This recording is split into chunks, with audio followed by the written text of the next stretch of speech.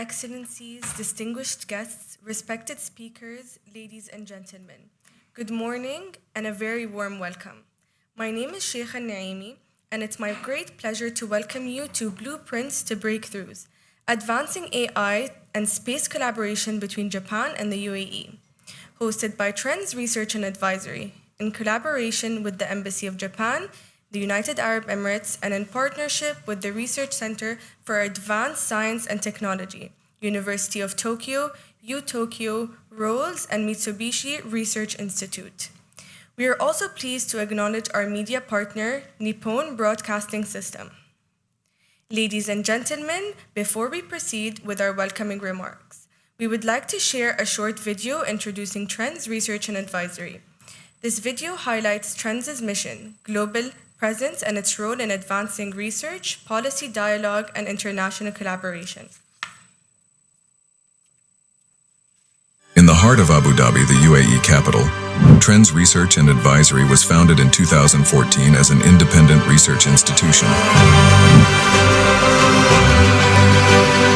The objective was to provide a deep understanding and accurate analysis of global issues, ranging from politics to economics and geostrategy to technology. With its ambitious global vision, Trends analyzes opportunities and challenges associated with developments and phenomena of interest across political, economic, strategic, cultural, and technological dimensions. It publishes studies and research in various knowledge domains and offers high-level consultation services. Trends has achievements speak for themselves.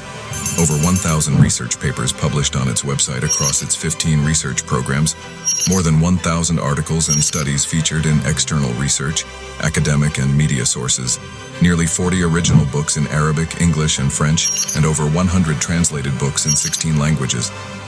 Additionally, it has issued dozens of editions from various scientific series covering multiple interests.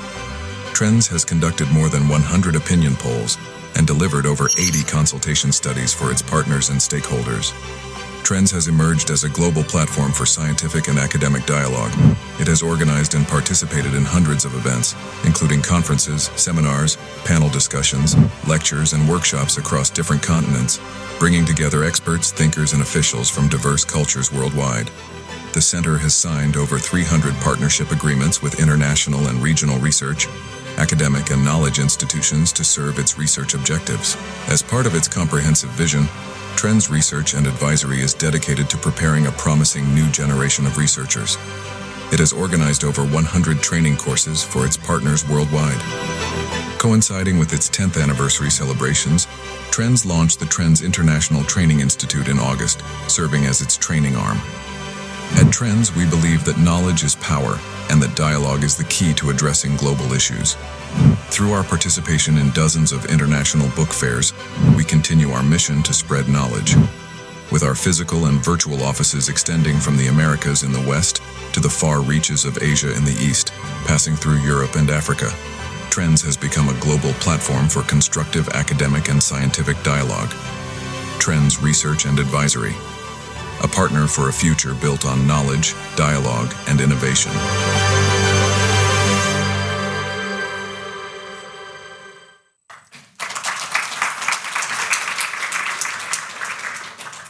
Today's gathering brings together policymakers, researchers, industry leaders, and innovators to explore how artificial intelligence and space technologies can serve as a bridge, strengthening cooperations, accelerating innovation, and shaping a shared future between Japan and the UAE. Ladies and gentlemen, we begin our program with welcoming remarks. It is my honor to invite Dr. Mohammed Al-Ali, CEO of Trends Research and Advisory, to deliver the welcoming remarks. Please join me in welcoming Dr. Mohammed Al-Ali.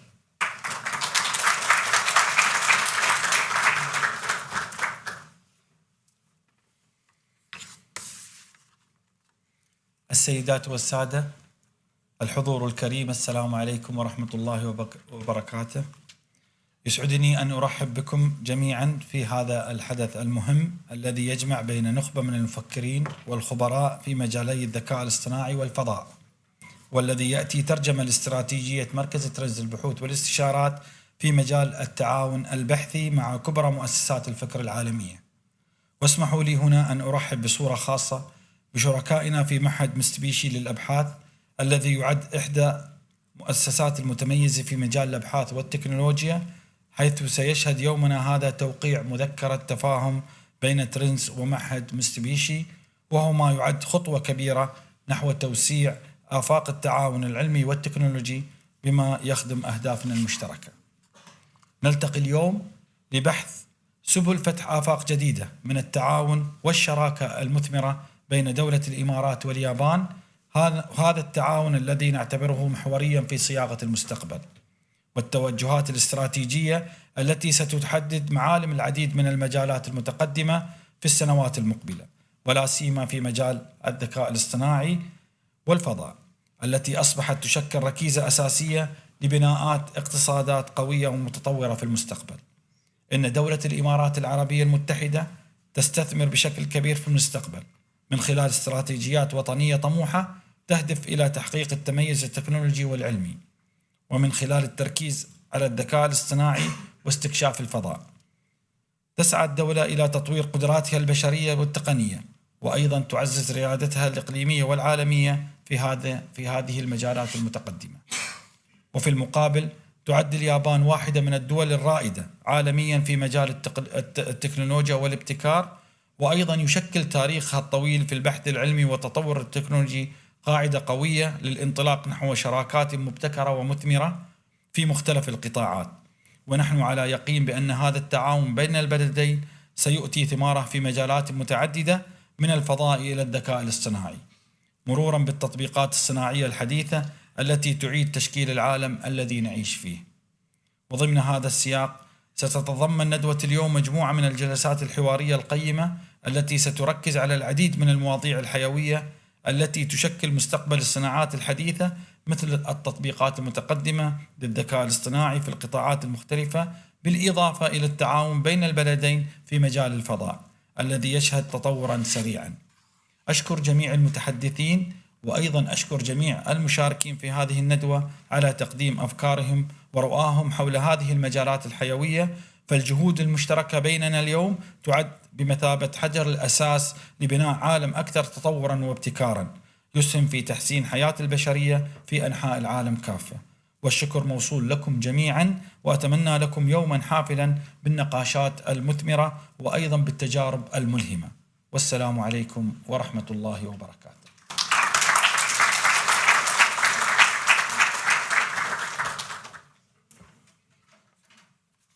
Thank you, Dr. Mohammed Al-Ali, for your thoughtful opening remarks.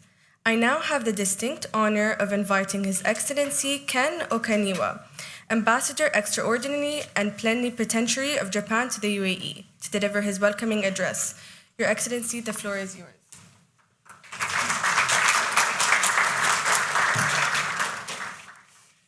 Excellencies, distinguished guests, ladies and gentlemen, Assalamu alaikum. Good morning. Ohayo gozaimasu. It is my great pleasure to attend this meeting, which we have both the participants from the UAE and Japan. I will not be making a long remark because I have my colleague from Tokyo making a sort of a keynote speech after this. But this is a very important meeting in order to promote new collaboration in space and also AI and advanced technology. We also think that our collaboration, which started from the beginning of UAE in the area of oil and energy, has been developing over the years into other areas. And I think our collaboration today is expanding and also deepening in the non-oil sectors. I think that the participants we have today have gathered from Tokyo and some from London and other places. I think we're all interested in further promoting this very fruitful collaboration between our two countries. And I am hoping that at the end of the day, we can see some follow-up activities in the coming months and years. So thank you very much to thank you very much to Trends, especially CEO Dr. Mohammed Al Ali, for helping organize this meeting. I would also like to thank Professor Ikeuchi and the University of Tokyo for supporting this initiative, and also all the participants for coming together for this gathering. Thank you and shukran. ありがとうございます。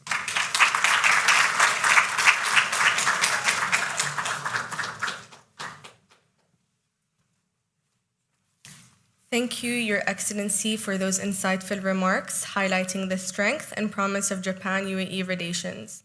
We now move to our keynote address segment, featuring distinguished leaders shaping the future of science, technology, and international cooperation. It is my pleasure to invite Mr. Hirofumi Miyake, Deputy Assistant Minister of the Middle Eastern and African Affairs Bureau, Ministry of Foreign Affairs, Japan, who will be joining us online via Zoom. Thank you. Thank you for the introduction. Dr. Muhammad Al Ali, CEO of Trends Research and Advisory, His Excellency Mr. Ken Okaniwa, Ambassador of Japan to the UAE, distinguished participants. I am honored to take part in this symposium hosted by Trends Research and Advisory in Japan. This week, His Excellency Dr. Sultan Jaber is visiting the UAE Minister of Industry and Advanced Technology, is based in Japan and have meetings with his counterparts to discuss ways to strengthen the bilateral relationship. It is great that today's symposium is happening at a good time. I would also like to express my sincere gratitude to Trends for organizing today's conference. At today's symposium, the government of Japan welcomes Trends' growing relationships with Japan's prestigious academic institutions, including the University of Tokyo. Space and artificial intelligence, AI, are the main themes of today's symposium and have the potential to significantly advance our economy and society. The UAE is making remarkable strides in the fields of space and AI. The UAE has a strong track record in space development. It established its space agency and formulated the National Space Strategy 2030. In July 2020, the UAE launched the Mars rover HOPE from Japan, marking the first Mars exploration mission in the Arab world. The UAE is also collaborating with Japan and other countries on a next-generation asteroid belt exploration project. Also, the UAE was an early adopter of AI in the Middle East, aiming to become a global AI hub. It launched the National AI Strategy 2031 and has since invested heavily through public-private partnerships and collaborations with foreign companies. As for Japan, our new Prime Minister, Ms. Sanae Takaichi, has identified space and AI as important areas for the Japanese economy. She wants to encourage investment in these areas because the space field will be a source of national strength, connecting various fields, including diplomacy, defense, economy, and science and technology. While the competition among countries in space become more and more intense every year, Japan is promoting initiatives based on its basic plan for space policy, space security initiative, and space technology strategy. Japan has projects of international cooperation. We work with other countries to use space technology to solve global problems and support capacity building in newly participating countries in the field of space.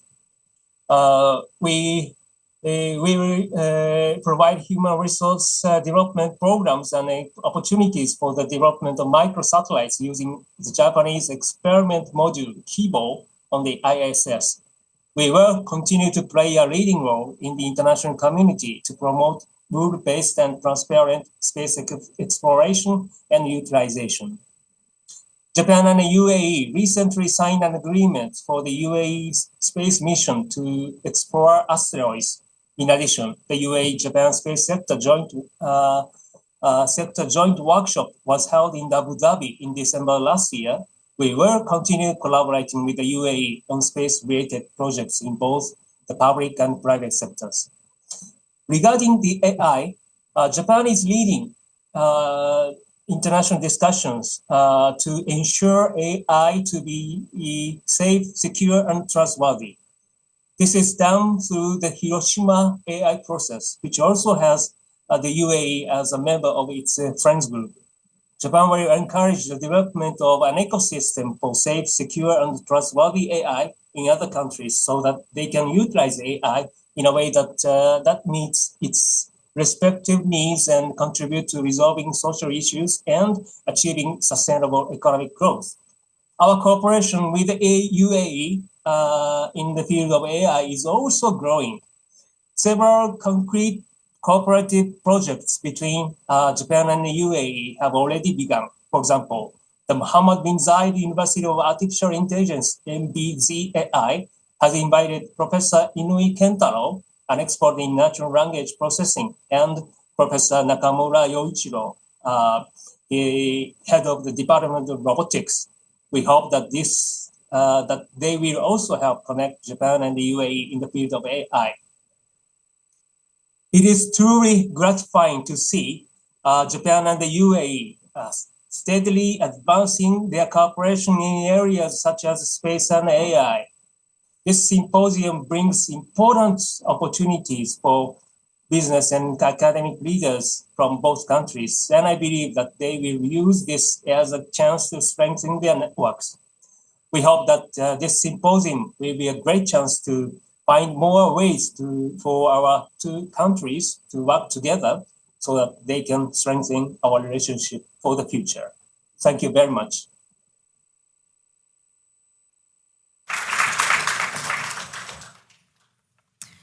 Thank you. I now invite His Excellency Amran Sharaf, Assistant Foreign Minister of Advanced Science and Technology, Ministry of Foreign Affairs, UAE, to deliver the first keynote address.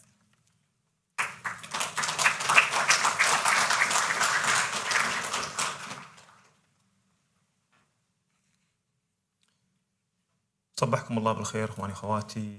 Good morning, excellencies, distinguished participants and colleagues, and thank you very much. I'd like to take this opportunity to thank Trends and Dr. Mohammed Al Ali and his team for organizing this quite important, I would say, not an event, but more of a gathering of minds to make sure that we're able to take our relationships to the next level. So, as His Excellency the Ambassador mentioned, UAE's relationship with Japan started long time ago. And that's even at an earlier stage from the establishment of the UAE. Initially, it was focused on oil and gas. However, it grew into areas beyond energy. And it's a two-way relationship.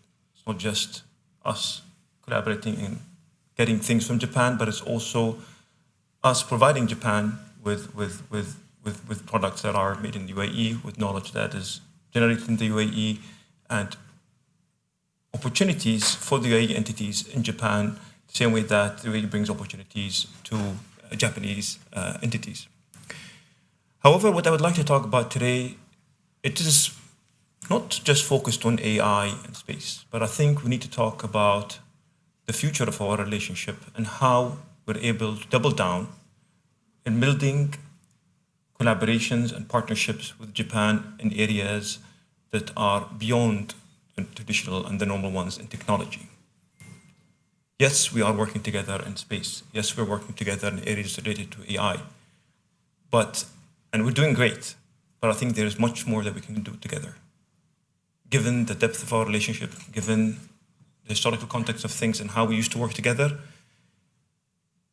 if you look at us as a region, if you look at Japan also as a country, and then if you look at the global landscape today, you're going to see critical and emerging technology playing a much bigger role than it used to be in the past.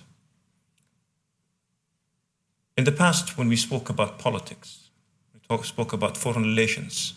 I mean, the things that defined that was politics, security, defense. After the Cold War, a new element came into that relationship, and that's economic, in addition to the ones I mentioned earlier. Today, we have technology as a critical vertical in defining foreign policy and foreign relations. Why?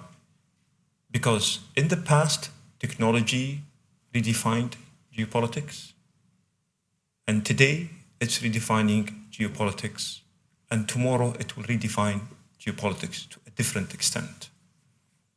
In the past, we dealt with things such as space,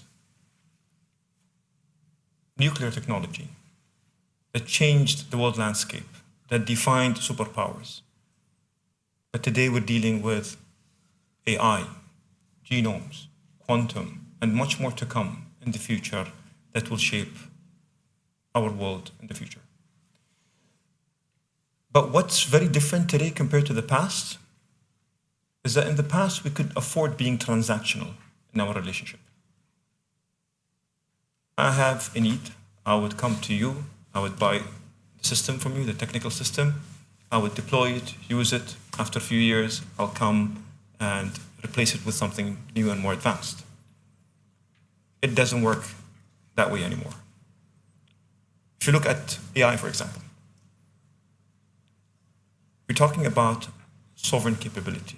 We're talking about sovereign data, and you're talking about sovereign technology. So that transactional kind of relationship wouldn't work anymore. Why?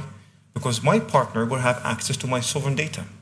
Because something such as AI, it's evolving, it's changing day by day, it's learning every day.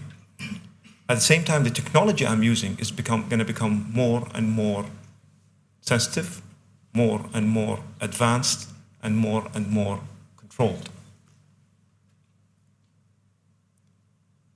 So that means the role of the governments and the public sector and the academic sector and the private sector in defining that relationship is going to become even much more important. Confidence building is going to become an even more important element to technological collaboration and research collaboration. Technology security, know-how security is going to become even much more higher priority in the list of priorities when it comes to defining these relationships. Safeguards are going to become much more important. And how are we able to deploy that? With the new emerging critical technologies, is something that we have to figure out. The old playbook doesn't work anymore. And as we witnessed over the past decade, more and more technologies are becoming dual use. What in the past was considered a purely civilian technology, today it's being deployed to disrupt the geopolitical landscape. And a good example, to be honest with you, is the Red Sea. We're seeing how immature technologies being repurposed and deployed in ways to affect the global trade. So can you imagine a world in which we have something that is very advanced, such as AI, such as quantum, and then having a new, not a new field, but a field such as space that is becoming more and more strategic, having these technologies deployed there? How would I make sure that these technologies are being used and deployed in the right, correct way, a responsible way by state and non-state actors? So I think we are here not just to discuss how and where we can collaborate together as a country and business opportunities and, again, research opportunities for us. I think it's about building a relationship in which we'll be able to even govern together as nations and as partners this new field of technology and how we're able to act as a force of positive change and agents of positive change globally, both the UAE and Japan together, and also at the same time converge the very divergent views. One thing that I've noticed for the past 3 years, the discussions around critical and emerging technologies and advanced tech, including AI and space, has become more and more polarized. The geopolitical polarization is being reflected even in these discussions.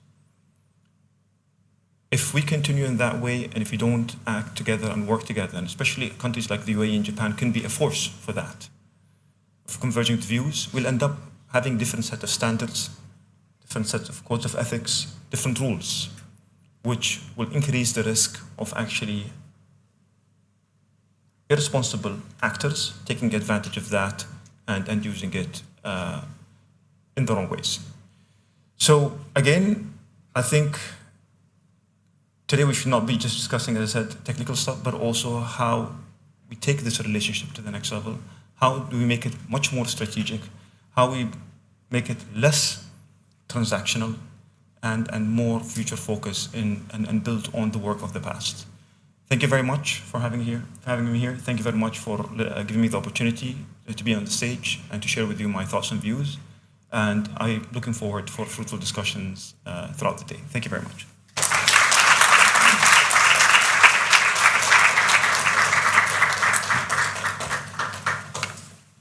Thank you, Your Excellency. Our next keynote speaker is Mr. Ren Ito, co-founder and chief operating officer of Sakana AI.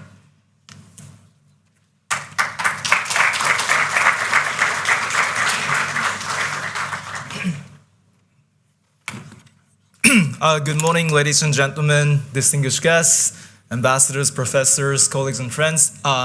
It is a great honor to be here, and thank you so much for having me in this splendid conference. And my warmest congratulations to Dr. Muhammad, Dr. Ikeuchi, and everybody who brought this splendid conference into existence. I think the timing is exactly the right. It is great privilege to see the UAE and Japan are cooperating to launch this kind of conference and then dealing with the future course of our digital economy and the geopolitics. I think the timing is exactly right because you have never seen any technology advancing faster like this than AI. And you have never seen a lot of geopolitics bubbling up in many parts of the world. So we are living in a very interesting juncture of time between geopolitics and the digital economy. I myself, just briefly about myself, I started my career as a Japanese diplomat in year 2001. I was a diplomat for 15 years, so my dear ambassador Kanio here and all our colleagues from the embassy are my previous bosses, so you can see how intimidating this is to make an address here. But it is a great moment to feel that I left the ministry after 15 years, and I've been working in the tech sector for the past 10 years. I'm luckily now managing this company, which is the biggest AI startup in Japan with $3 billion in valuation, which we got last month. What is exciting me the most is what we are discussing is the public policy, geopolitics, and the future of our digital economy. The pivotal question which we are facing every day is who is defining the future of the digital economy, and also who will be steering the ship, not just sitting in a passenger seat. And I think in that regard, it is gratifying to know that the UAE and Japan are making this partnership and discussing these pivotal matters. One more thing is nobody wants to be trapped in between one technological superpower and another technological superpower. Everybody needs partner, not patron. Everybody needs a technology that empowers them, not the technology that put them into dependency. So all in all, what we are trying to figure this out is what is the controlling factor in the technology and the AI space in the recent world. We will be having a more detailed discussion later today, but let me just share two of the common thoughts here. I want to challenge I want to challenge two of the conventional wisdoms. One is bigger the better. When everybody's talking about AI, you are assuming that bigger model is a better model. It used to be the case, but it's not. Abu Dhabi has G42. China has DeepSeek. hopefully Japan has Asakana, the AI used to be winner takes all race, but it is not. What has been proven in the past 2 years is that you don't have to be a company or the country who started the AI journey the first. You don't have to be a company or the country who is using the gigantic resources to build a gigantic model. There are various different ways of making models. You may have heard of this story about a post-training and pre-training. Back in the days, the way you make the model is put as much data as possible, buy as many GPUs as possible, and making your models bigger and bigger and bigger so that your model is getting better. It is no longer the truth. Any country with the use of the revolution of the post-training can put together a lot of existing models into the combined models, and you can come up with a better model solution. Not only that, another myth I want to tackle with in the course of today's discussion with everybody here is how we are using the model. You may have remembered a famous report which came out of MIT this summer. It's named 95% report. It says 95% of the proof of concept, which is using AI for the reality, failed. Why 95% of the AI application failed? It's because model making is not everything. If you automatically assume that artificial general intelligence is coming right away around the corner, and then if you can automatically assume that everything can be solved by the amazing model, then 95% of the use case should not have failed. We have to face this fact of life. Still, AI model is not the level of miraculously solving all the problems. We have to come up with many different ways, many different middle solutions to augment the foundation models to make sure that we are providing the real solution to the society. I think what the cooperation between the UAE and Japan have the brightest future. If I may quote Your Excellency, the Minister Sharif, what Justice Minister Sharif said, is we need a playbook. We need a new playbook. We have to reinvent the playbook. And what matters here, especially between Japan and the UAE, is we have to make sure that we are coming up with a foundation model which we can trust. Without any bias, you have your full control over the model, and still the model have to be a workable solution. The second one is about the application. Just building the model is not enough. We have to make doubly and triply sure that the models we are building have the real life application. And then in order to do that, we have to have a viewpoint that AI industry is working not on its own, but working in hand with other sectors. I'm working hugely with the banking sectors. I'm working hugely with the defense sector. I'm working hugely with the manufacturing sector. My goal is not to make AI great on its own, but making other sectors, its productivity getting greater and greater by being empowered by the AI.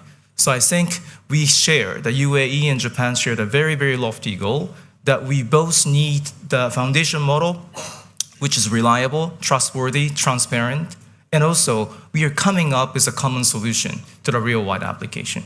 Thank you very much, and looking forward to the discussion today.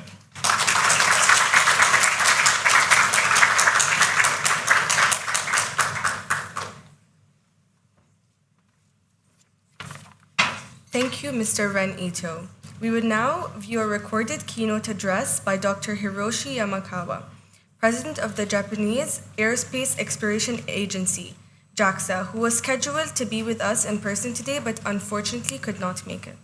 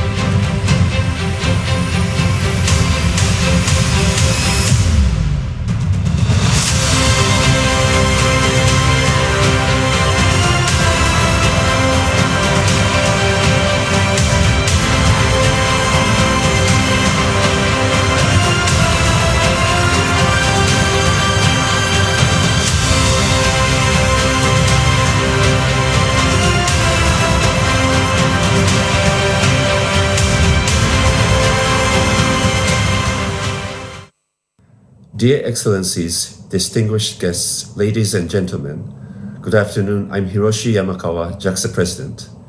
First of all, I would like to thank the organizers for hosting this wonderful symposium. It is with great regret that I am unable to join you all in Abu Dhabi and participate in the panel discussion alongside His Excellency Al-Kubaisi and other distinguished speakers due to the launch postponement of JAXA's H3 flagship rocket. Nevertheless, I'm honored to have this opportunity to convey this message. Since the signing of the interagency agreement between JAXA and the UAE Space Agency in 2016, we have been collaborating in a wide range of areas. Here are some key milestones. Astronaut Wakatas appointed as a member of the UAE Space Agency's Advisory Committee in 2018. Launch of UAE's Khalifa-Sat satellite and HOPE probe by H2A launch vehicles in 2018 and 2020. UAE students' participation in space education activity called the Kibo ABC since 2020.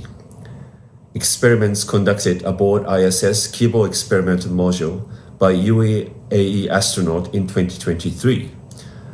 Organization of the Japan UAE Public-Private Space Workshop in 2024, promoting B2B and B2G cooperation. Participation in UAE space events at the Osaka Expo this fall. Beyond these bilateral collaborations, we also engage in discussions and coordinate activities within international forums, such as UNCOPUS and APR-SAF. Japan and the UAE have been advancing cooperation through an interagency agreement signed shortly after the UAE began its space activities. As we approach the 10th anniversary of this agreement next year, reflecting on our achievements reveals that the factors enabling our current strong partnership stem from sharing values and visions and steadily building mutual understanding and respect through concrete actions and results. I would like to once again express my gratitude for the ongoing partnership with the UAE Space Agency and the support provided by the UAE government and the Embassy of Japan in the UAE. I hope that today's symposium will accelerate mutual understanding in the field of cutting-edge technology between Japan and the UAE and further deepen our future collaboration and cooperation. Thank you very much.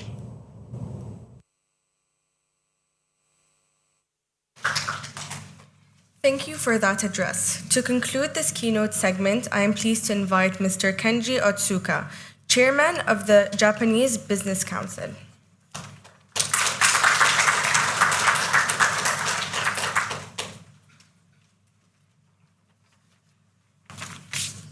Excellencies, ladies and gentlemen, it is my great honor to be here today at Symposium.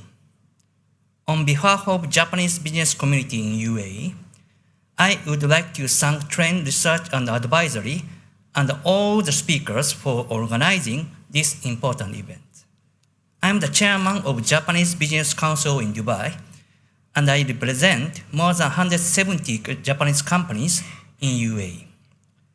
These companies work in trade, logistics, energy, finance, and increasingly in digital and advanced technologies. For us, understanding the UAE policies and long-term vision is essential for responsible and sustainable business.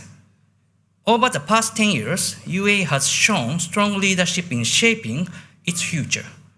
Through national AI strategy, work of UAE Space Agency, UAE has shown clear direction and long-term commitment. Japanese companies respect this vision and value the stable and open business environment of UAE. Today's discussion is focusing on key topics such as AI, space, and innovation. These topics will shape the future relationship between Japan and UAE. For Japanese companies here, this symposium is a valuable opportunity to learn more and explore new areas of cooperation. With participants from government, university, and companies from both countries, I'm confident that today's symposium will make sure our partnership. We will share today's insight with our member companies.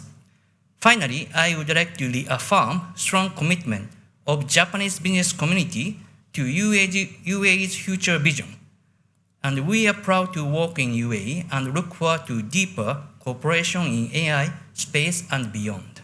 Thank you very much, and I wish everyone successful and inspiring symposium. Thank you very much.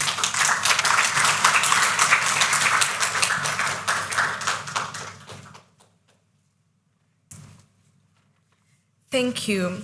I would like to invite all of our keynote speakers to the stage for a group photo.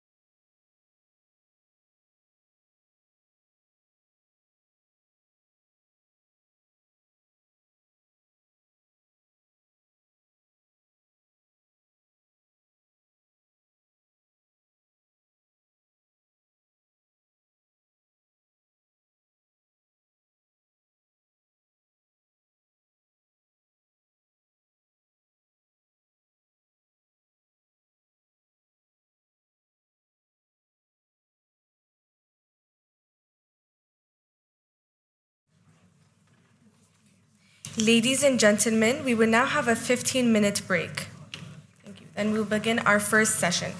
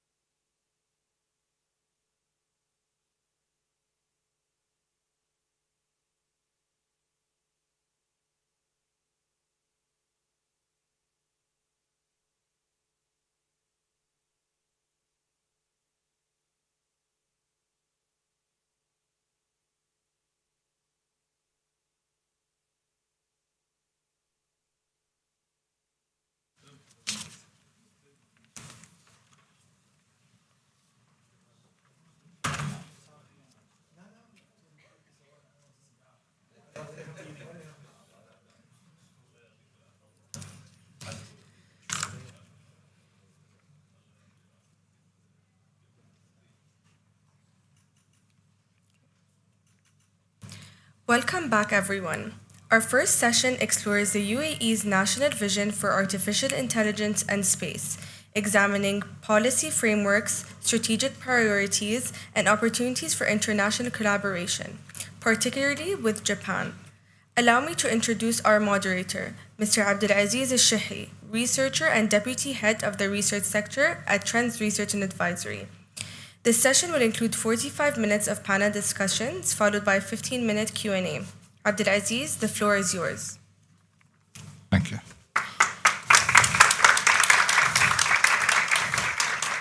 Please allow me to ask our distinguished panelists to the stage as well, Mr. Amr Al-Sayiq, Dr. Ibtisam Al-Mazrou'i, Ms. Sumaya Al-Hajri, and Mr. Santosh Karuru. Thank you.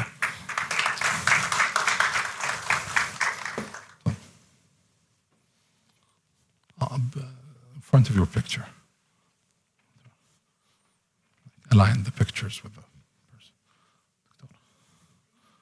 تفضل يا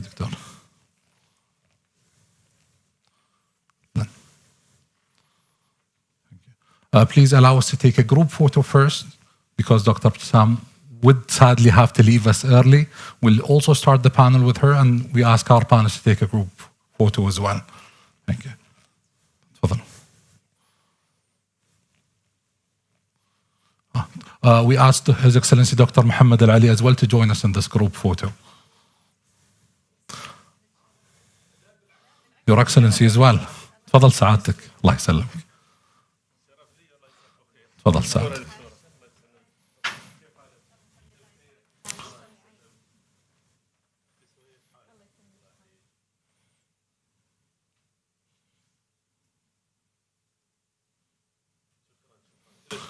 تفضل سعادتك.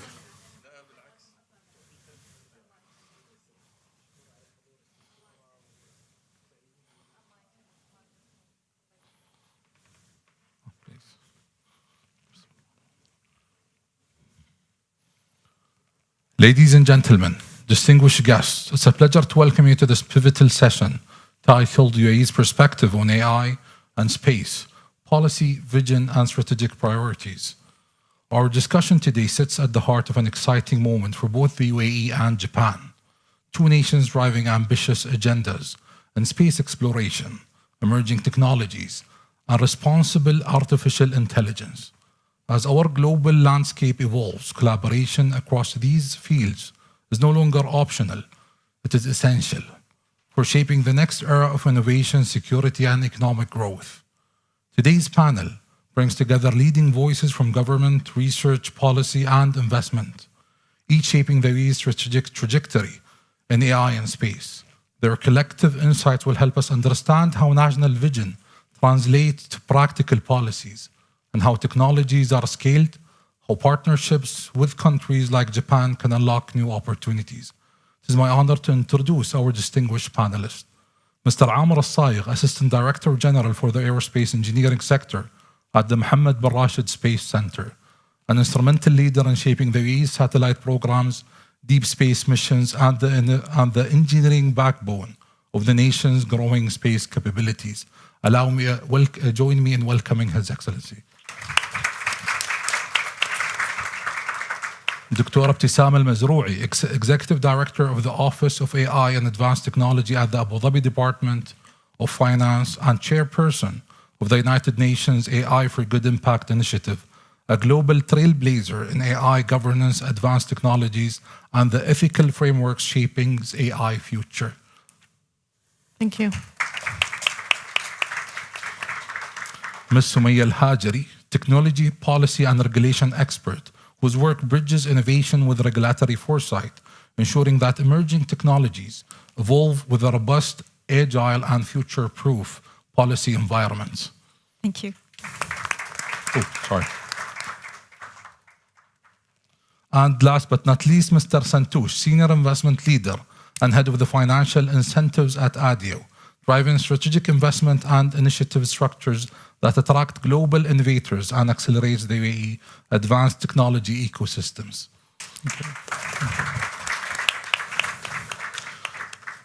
Thank you all for being with us. To ensure a dynamic and we stay focused and make this discussion as lively as possible, each panelist will take 4 to 5 minutes into framing their key frameworks for this discussion. We'll start with Dr. Ibtissam, since sadly she'll be forced to leave us for a previous badged appointment as well. Dr. Ibtissam, you have the floor for 4 or 5 minutes to frame your key remarks. Thank you, Mr. Abdelaziz. Good morning, everyone. I am honored and humbled to be among my peers and colleagues, and also in trends where we are discussing how we can deepen our relationship with our partners in Japan. Today, when we speak about AI, it is not only in the realm of the AI itself. AI is an emerging technology across all of the advancing sector, including space.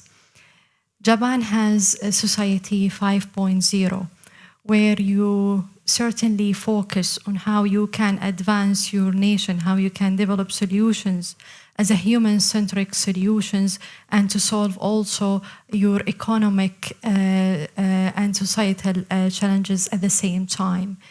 In UAE, we follow the same path.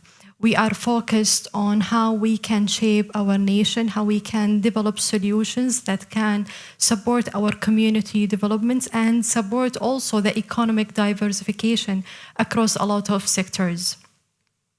We have strategies in place. We have frameworks around ethical use, transparency, and how we can build and advance AI solutions that can advance many solutions in healthcare, educations, but at the same time, it is a human-centric solutions where we can make sure that each line of code is auditable, is accountable, and we can ensure the safety of that use. Today, we are moving from 1D to 2D mobility to the third dimensional mobility. And what I mean by that, anyway, you can see already robo-van, you can see autonomous cars as well, and how we can ensure that that vehicle, if it will fail, we can intervene immediately. Do you think if you have an electrical vertical takeoff landing vehicles, you can prevent it from failing? Today we are in UAE, we are moving from piloting to operational mode. How we can ensure that we have driverless cars, but it will be safe at the same time. That's why we are investing heavily in ethical guardrails, in transparent frameworks on ensuring that each line of code is accountable and we can ensure the safety of these emerging technologies at the same time. Lately, for the AI for Good initiatives also, we announced the $1 billion investments AI for Development initiative in Africa during the G20 as well. And this, what it shows you that UAE already committed in global developments across the world. We are already building our Stargate data center in partnership with also SoftBank in Japan as well, OpenAI, NVIDIA, Oracle, and so. And how we can ensure that we are building that data center and also providing people access to the advancement of the AI technology. That data center will allow you to have 60 trillion tokens, that it will serve 60% of the global tokens that we will have in the world. And what I need you to take from this, that you are already investing heavily in the AI advancement because we want to develop a human-centric solution, how I can have the new precision medicine and new drug discovery that we can cure some of the disease, how I can advance the AI, how I can advance the education sector using AI and machine learning. And this is what UAE is doing currently. And with our collaboration with our colleagues and partners from Japan, we definitely can achieve more than that. Mm-hmm. Well, thank you for your key remarks. You said that the UAE has made strides when it comes to AI, aerospace, but kept the human perspective at the center of those initiatives, as a center of those steps moving forward. But allow me to ask you, Dr. Abtesam, as a chairperson of the UN's AI for Good Impact initiatives, how do you see the UAE shaping global standards for safe, ethical, and beneficial AI, especially in space? Like as AI became increasingly interconnected with space, how do you see the UAE's perspective when it comes to that? I'm sure my colleagues from the space sector, they can shed light more about this, but what I can tell you that we have strengthened our relationship with Japan in terms of ensuring ethical and transparent framework. We're already working closely with the G7 Hiroshima AI Code of Conducts. We ensure whatever we developed is transparent, and also we remove any biasness in our solutions, not only from the deployment, but also from the development stage. And this is our responsible also as an engineer. So it starts by educating our engineer how they can develop a transparent, ensure that it is not biased based on culture or certain gender bias things or ethical or culture, but we can develop a solution that we can use it, and we can also explore that solutions. And we can see Group 42, for example, they already develop a lot of solutions for different nations, serving, for example, Indian large language model as well. The Kaza also for Kazakhstan people, it's a large language model, advanced generative AI model that also allowing other nations to utilize these advanced technologies and using their own language and culture. Well, you said you also have partnership with NVIDIA in the US, also with Soft AI in Japan, and that drives me to another question as well. What strategic priorities should define UAE-Japan collaboration in AI, particularly in areas as computing infrastructure, governance, and advanced research? What priorities should be set among UAE and Japan? Japan, they are already a leading nation. And we are still, and we will always learn from you. You are already advanced in the manufacturing, and you have a lot of advancement in precision engineering. And I believe we can benefit a lot from their experience. We are already collaborating with them in the space sector on Rashid rover. Correct me. Yes, it is. Yes, the first one. So we are already investing and partnering with them in this space. In terms of the infrastructure for AI, you have a data center, the Stargate itself, where also SoftBank, they are already partners with us in this project. I see AI and space as not an advanced AI tool, but as a capability trailblazers in this domain. AI in this space allow you to diversify your economy by investing in talent, by investing in having the right data, by investing in equipping your nation with the right infrastructures and the right tools, so they can utilize this advanced technology across different sectors. That's marvelous. And now allow me to move to Mr. Amr Al-Saigh. Please, you'll have 4 to 5 minutes to also frame your key remarks, Mr. Amr, regarding the important collaboration between the UAE and Japan, or the UAE's strategic priorities when it comes to AI and space. Thank you, Abdulaziz. I think we started our journey in space back in 2006, but as a country, the UAE started maybe much earlier, maybe in the late 90s, with building satellites to provide communication capability here in the region, the Thuraya satellites. But in 2006, when the center was established, we tried to look for partners for cooperation and knowledge transfer. And throughout the years, we started to reach out to many global leading players in space.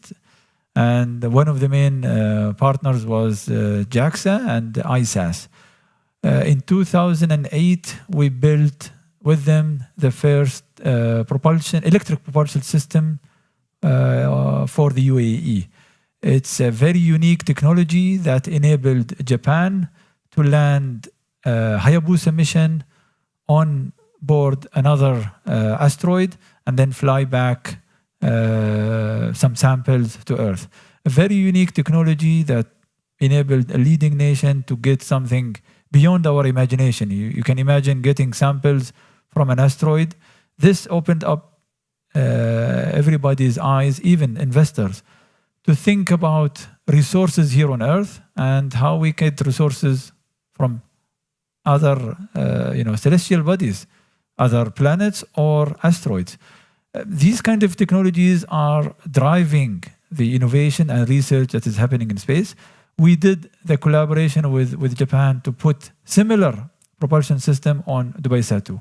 And since then, we have been cooperating a lot with Japan, with the launching capability that Japan has, and also a lot of research that we are doing today with JAXA on the International Space Station. Specifically for the International Space Station, Japan has built a very unique robotics that flies in space like a ball, and then you can control it from Earth. And this has inspired many researchers and also young enthusiasts here in the UAE to know about technology, to understand how to control systems hundreds and hundreds of kilometers away from you, flying in space, and how you can use them for research and development. This opens up the future. You know, today when you look at space, the amount of the potential that we have for space application is huge, and the number of satellites. A lot of people are talking about space junk, but in reality, space still has the capacity to bring more systems, more satellites, more technologies to space, and provide very important and useful services here on the ground. AI and data centers are now being put in space to handle topics like safeguards, security, and energy. The amount of energy you can find in space is much better than the amount you find here on Earth. So, looking into communication, the several countries and companies are opening totally new perspective when you talk about communication. You know, with the Starlink and many other systems, the OneWeb and others, they are all technologies that are deployed in space, but you can look on their benefit here on the ground. Japan and the UAE are part of this race. Japan has the lead, and the UAE is a starting nation. But we try to go with the latest trends, and we try to make sure that the UAE is positioned well, at least within the region, and with the capability and the resources that we have, and the strategy that we have with the leadership. We need to place the UAE in a unique location where we add value, we cooperate with everyone, and we serve humanity. And when we say serve humanity, it's not about disasters or only education, not only, but also even in economy. The Space Agency, His Excellency Salim Al-Gabesi is here also, has initiated a 1 or 3 billion dirham fund to support initiatives and innovation in space here in the UAE. And this kind of fund attracts a lot of global interest into the technologies that we want to build for our future missions. The UAE is now sending missions to Mars and to the asteroid belts, and these kind of missions attracts a lot of science and innovation and research centers around the world because of the uniqueness of the data that we will get from these missions. The UAE is also part of the Lunar Gateway. If we as humans want to go beyond the low Earth orbit, the closest place is the moon. The US did it 50 years ago or more, but now everybody wants to go back to the moon and also go to Mars and beyond that. Mm-hmm. So that track of innovation, taking challenges and taking huge leaps in humanity's history, we as the UAE and Japan and many other nations want to be part of it, want to be an active member of the community doing that. These are things that will drive how we build our technology today and will be the foundation of technologies that will lead us in the future.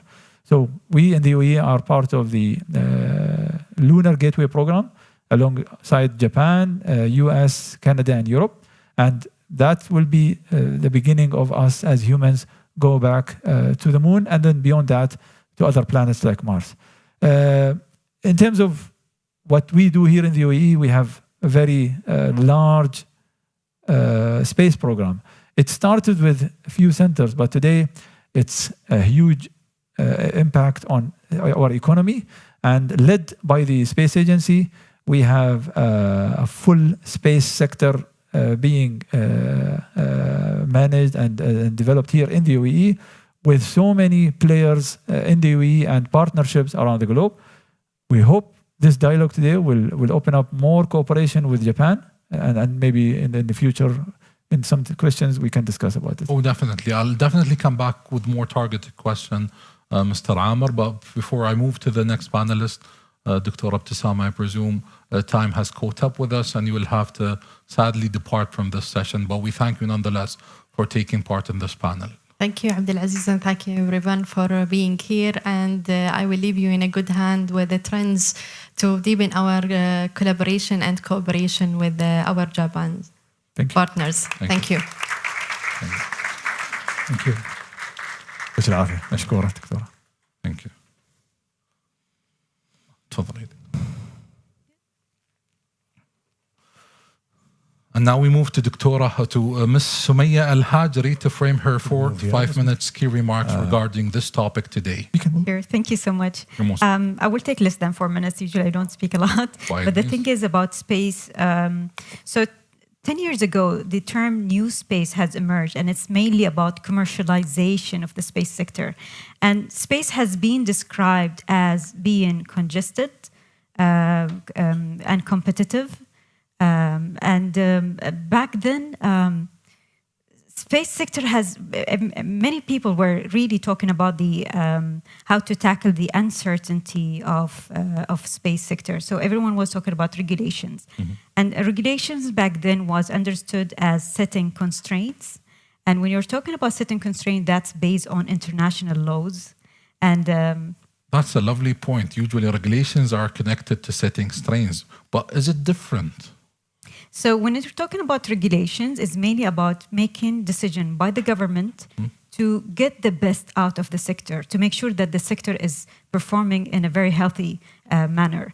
And when you're talking about regulation, it's not mainly about setting certain constraints and very rigid rules, but it's mainly changing a behavior in a certain way that really can benefit both the government, it can benefit the private sector, and it can benefit as well the users and the consumers of that services as well. And if you're thinking about regulation, again, it's constraints. It's also about setting standards to ensure interoperability. And that's a point that's really important, like to have a common language between different systems so that those systems can be interoperable and can be also integrable. It can be integrated. And the other way of doing regulation is through creating incentives. Incentives are a way where you can change behavior by setting those small incentives. And one example of that I've been working on when I used to be with the Prime Minister's office before is the initiative of the UAE AI seal. So everyone in the UAE by 2020 was able to develop AI systems freely without any constraints. And back then there were not much of any standard when it comes to AI development. But at the same time, we were able to revise those AI systems and add a standard, or it's called some sort of a stamp. And it's mainly a certificate that can guarantee that this system operates properly. So the users or the developers of these AI systems, they were able to offer their system with confidence, and they were able to gain client confidence. There's a lot of liability involved within that, because the entity that is providing that certification will be liable for that. In this case was the government. And those are the different way of doing regulations. So it's not necessarily setting rules and lengthy licensing requirement. And we have seen just probably a few days ago, Trump has signed an executive order to eliminate AI regulation. This is how media actually marketed, but I believe it was mainly about eliminating bureaucracy. By the time 50 government entity approve a space system or an AI system, investors will be looking for other opportunity in other countries, and usually investors are looking for fast money, so government need to react as fast as investors as well. And when it comes to the collaboration with Japan, I've been in Osaka Expo during Sheikh Khalid's visit, and it was really beautiful to present the different collaboration plans between both countries. And one of the collaboration plans was about space, and it was really fascinating to hear about it. Congratulations.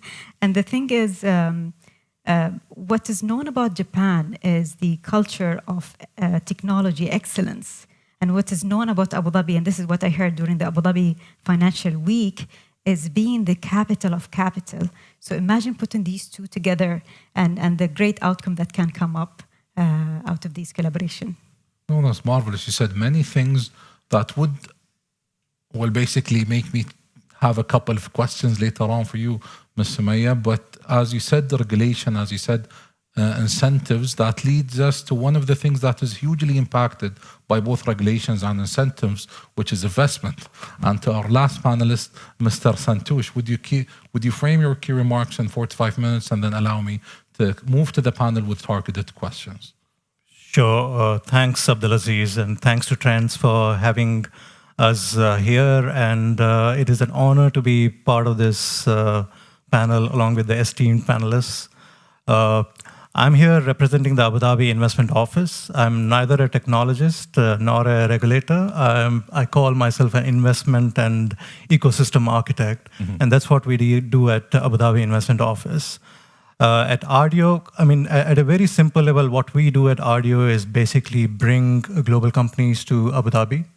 And the way we do it is basically to collaborate with global companies and investors to help them build and expand in Abu Dhabi.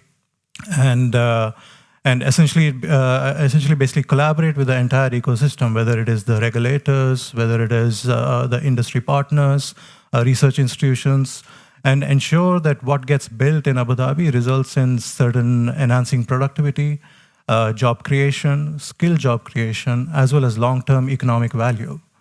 Right? AI and space specifically are not mere technological terms for us. Right? These are tools for economic transformation. In AI, as we know, we are basically, it is this AI and space, AI specifically, I mean, it's very prevalent word to be used these days, and rightly so, right? I mean, it cuts across various sectors and our lives, be it healthcare, mobility, finance, and even increasingly government services. A lot of government services are being implemented using AI. Definitely. Exactly. Space, again, for us, space is not just about space exploration, right? We're talking about satellite manufacturing, satellite operations, systems, data-driven services, and downstream applications that have real-world use cases. Abu Dhabi, I mean, for Abu Dhabi, I mean, these are not, again, not, as I said, it's not mere words, right? What we are talking about is Abu Dhabi has a very focused approach in these sectors. It is very deliberate. We do not want to focus on everything, but concentrate on a very few areas. When we talk about AI, we are talking about advanced data infrastructure, applied AI systems, platforms, and applications. Again, in space, as I mentioned, we're talking about satellite systems, operations, manufacturing, data-driven services, as I mentioned again, and ground infrastructure as well. This is what we at RDO focus on. Again, as I mentioned again, RDO acts as an enabler for all of this. We work closely with global companies and align their business plans and growth plans with the nation's strategic priorities. We also, work with the ecosystem, build the ecosystem, because the ecosystem is still nascent, growing, but still nascent. We work with the regulators, we work with research institutions, we work with educational institutions, we work with industry partners, investors. As Sumaya mentioned, we are the capital of capital as well. We love to say that, but there is a lot of investment pockets available out here to invest in this new age space. So essentially, what we are creating is not just bringing global companies out here, but creating the entire ecosystem out here in both AI and space. Coming to specifically to the UAE and Japan collaboration, we hold a significant importance to UAE and Japan collaboration. Earlier this year, we held what is called the Abu Dhabi Investment Forum in Tokyo. This is a forum that brings both government and industry together in one particular platform. We do this across the world. Japan was one of the first places we did it. We did it in China, New York, London, recently in Mumbai as well. And we intend to kind of continue doing that. Maybe we'll come back to Japan again next year. Japan, as we all know, is known for its engineering expertise and industrial innovation. Abu Dhabi, specifically, and UAE in general, is known for conducive deployment environments, scale, infrastructure, global connectivity, and regional reach as well. So I think both of them, both Japan and UAE, what they do are basically complementary. Ultimately, what we at RDO do is basically position Abu Dhabi as a place where companies can grow with confidence, innovate to scale, and essentially implement their business plans and add economic value, long-term economic value to the country. And AI and space are central to that ambition. Mm-hmm. So I believe what you said is quite interesting, especially the part where you said even investment, looking at both portfolios of the UAE and Japan, we believe that from your investment perspective, their role is more complementary. Absolutely, Abdulaziz, and it's we do this with every country. Japan definitely holds a lot of significance to us. The relationship, economic relationship, from an audio perspective, is still in early stages. Mm-hmm. We're trying to build that up. We want to see how we can collaborate more, not just in AI and space. I know we are talking about AI and space out here, but in other areas as well. Right, we increasingly, as I mentioned, we're talking about engineering excellence in Japan and also industrial innovation. Things like smart manufacturing, robotics, AI systems in healthcare are probably things that we can probably look at collaborating with each other. Oh, that's marvelous. Mr. Amr, please, would you allow me to come back to you to a question that I had in mind, which is the UAE now is rapidly scaled its space engineering capabilities over the past decade.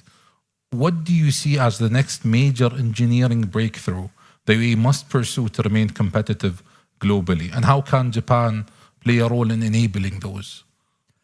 Well, I think in the UAE, we started working on that. We are moving from making space more of nation pride or the soft power of space to become more an ecosystem. Mm-hmm. And a sector that is economically impactful locally here and at least regionally and hopefully globally. Today, our focus is on the in the ecosystem is about the public-private partnership. So we see a lot of investment happening in the private sector for space. Mm-hmm. We have it's a global company now, Space 42, known for the services and the span of their services regionally and even in Africa and then beyond that to South America. We have new companies recently opened their facilities, Orbital Works, which builds satellites here in the UAE and then deploy them in space and then provide service in the Earth observation domain. And then we still have education sector investing a lot in the space and space technology. So in almost every university now in the UAE has either a course or a degree or a research center related to space. This says that just a side note, which is the UAE is putting space in the forefront of science and technology development here in the UAE. That's one part. The other part in the ecosystem is the technology maturity. Today, with missions like MBZSat and other satellites that we are building at MBRSC, the manufacturing of different components or parts of these satellites is happening here in the UAE in different industrial zones in the UAE, which tells us that the manufacturing capability, the engineering capability, either in design or manufacturing or testing, is being now hosted in the UAE, which is an enabler and a must be enabler for us to move forward.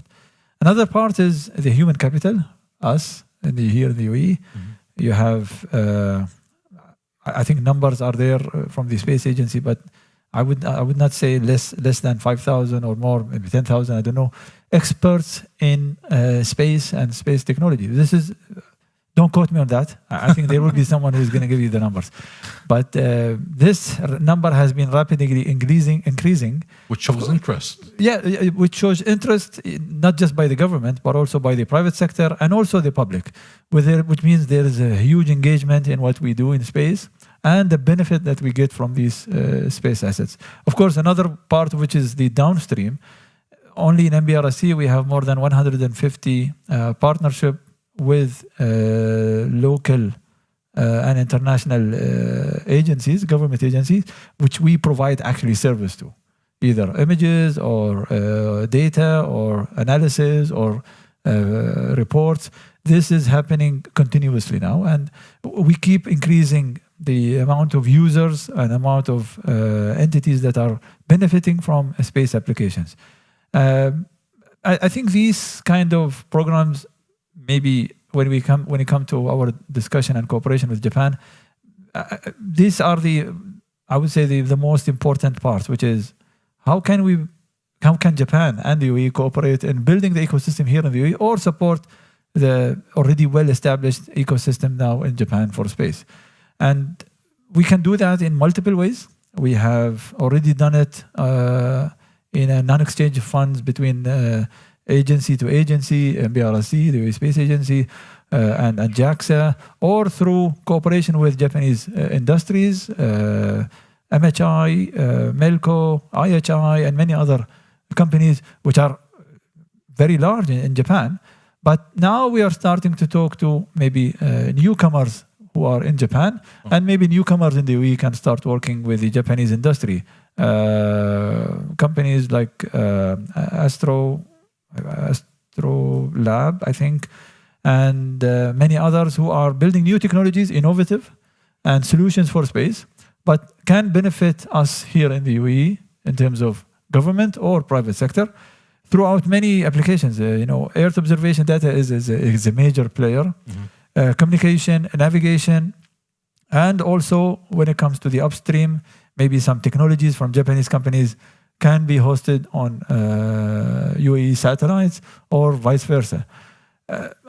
We do that with the embassy, sometimes through dialogues. Delegations from Japan come to the UAE, or delegations from the UAE go to Japan. But I think we can expand it through maybe more sophisticated programs. If you add the other vertical, which is AI, I think AI is new in general to the public and the private sector all over the world. Maybe some major innovation is happening in some areas or some sectors, but for space, it's picking up. We have huge data coming from our satellites and how to extract information, how to provide data, useful data to the users. This is something in the happening. I think Japan is advancing in that, and also in the UAE, we do examples that fit our applications. Okay. We did use AI to calculate the number of palm trees in Al Ain. By AI. By AI. Instead of deploying your team to all the farms. survey, Al-Ain is huge, Yeah, of course. And eventually it became we counted around 4 million. So you want someone to go and count 4 million? No, you can just use AI with the Earth observation data to do that for you in a matter of minutes or a few hours. So that's essential. That's the strength of AI. It brings efficiency, it brings optimization, and even come up with new solutions. I was just talking to Santosh recently. We are designing a new mission, and to come up with some algorithms, mathematical algorithms to control the satellites. Our team was discussing it for a week, and then we said, okay, how about we ask AI, tick, tick, tick. To do the algorithm. And then it just gave us the algorithm. This is how AI is really now happening, changing the way we do things. And I think we can do a lot of cooperation with Japan when it comes to deploying these kind of new technologies, new enablers like AI in our future missions. As we said, we have space explorations, sending humans to space, and also we have a lot of challenges here on Earth. And I think we can definitely learn from the experience in Japan and also share our experience and create these synergetic relationships through the embassy or through cooperation that we do through the agency, also through having these dialogues.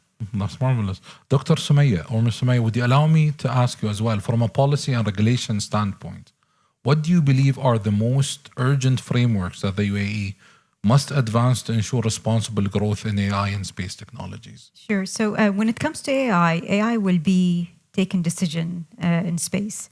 And the concept of having human in the loop when AI in space is almost impossible. So imagine, for example, for a space mission in the deep space on Mars, I don't think human will be able to make any decision until there's a delay of around 20 minutes. 20 minutes. So a human in this case is irrelevant. So AI would be doing these decisions. But at the same time, you will think about the liability issues as well. Who's liable when it comes to AI making these decisions? And if you think as well about the insurance cost, because there's a liability or uncertainty when it comes to liability, insurance costs can go very high and can be very costly as well. So what kind of regulations, what kind of standard we should set in order to define these liability in order just to maintain a cost or an insurance cost very low, because regulation at the end is creating certainty, right? So I believe that's one area and one aspect that the whole world should look into it when it comes to AI using in space, and as well, how can we create certainty when it comes to decision making and insurance. Would you allow me to also ask you, Japan has a deep experience in technology regulation and safety standards. Where do you see the greatest potential for regulatory harmonization or joint policy development between the UAE and Japan? All right, so I believe my colleague from Space 42 would be able to answer this question better than I do.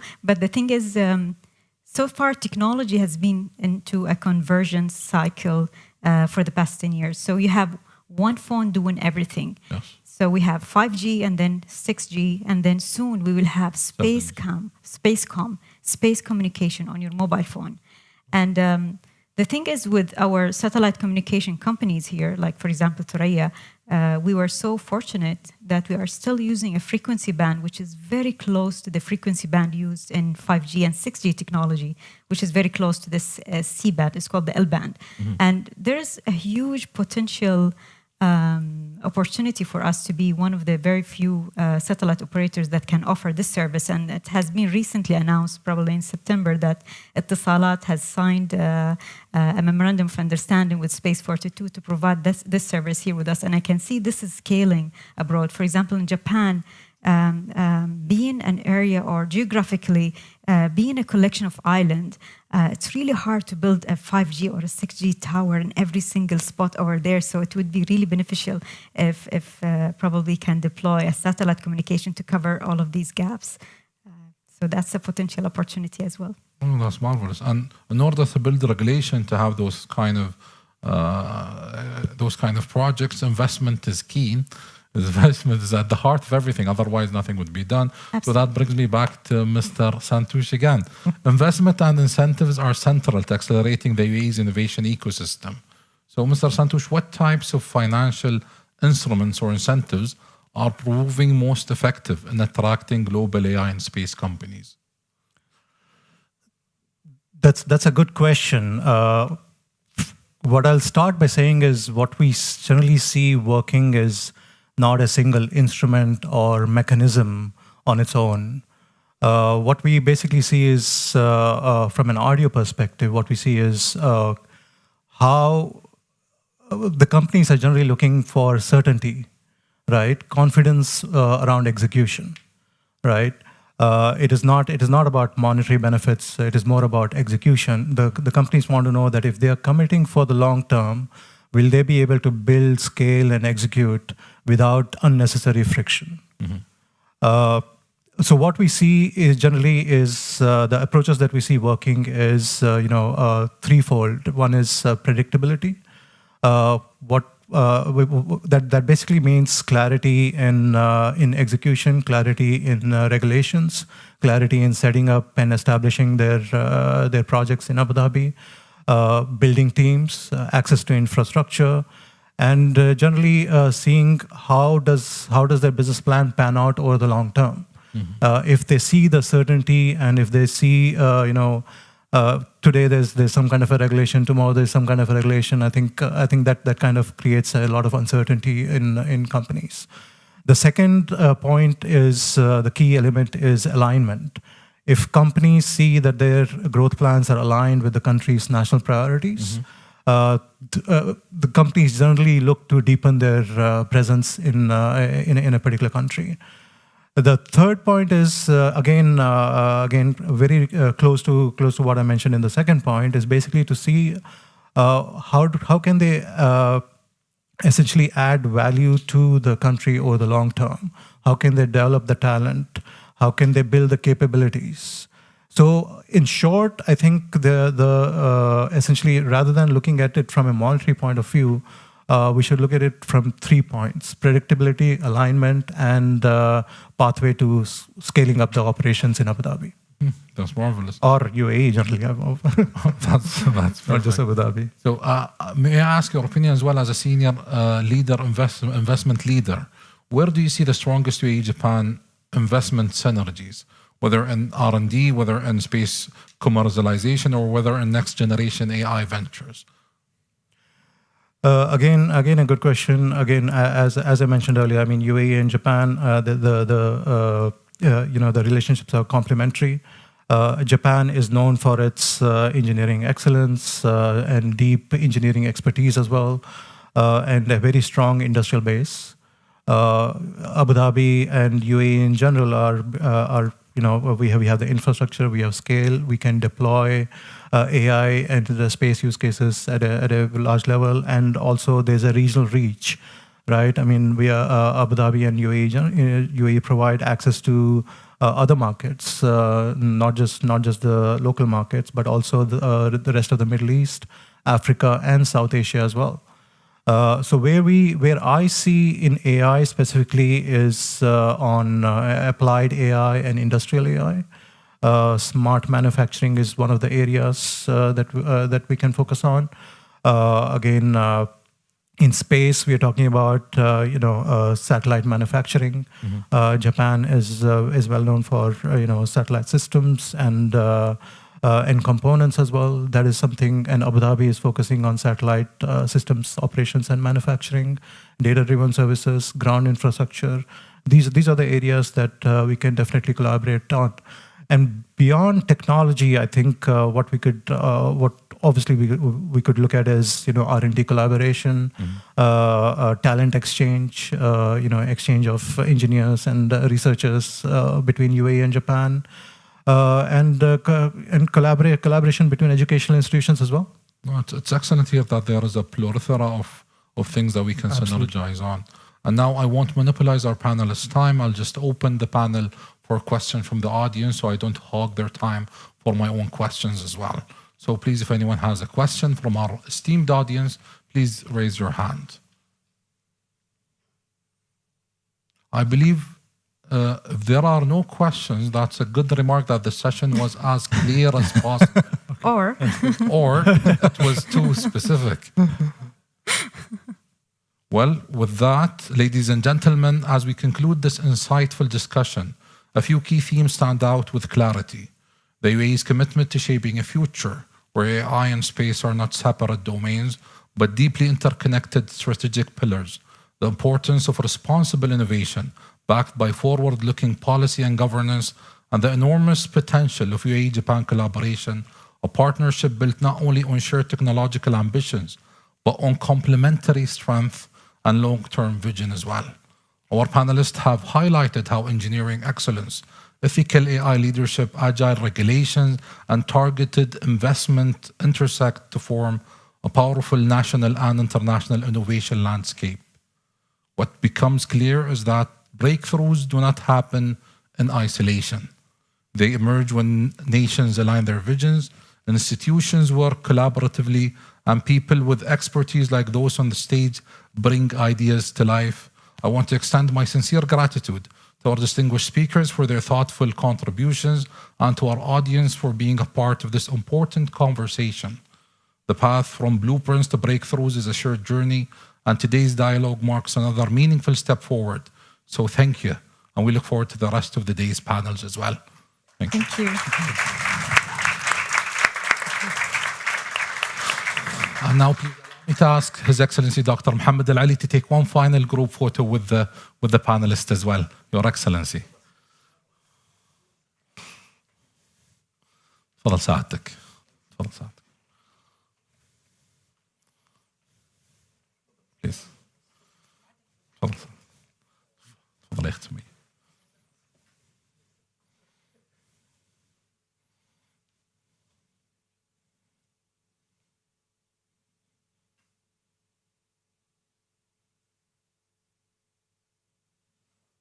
Thank you.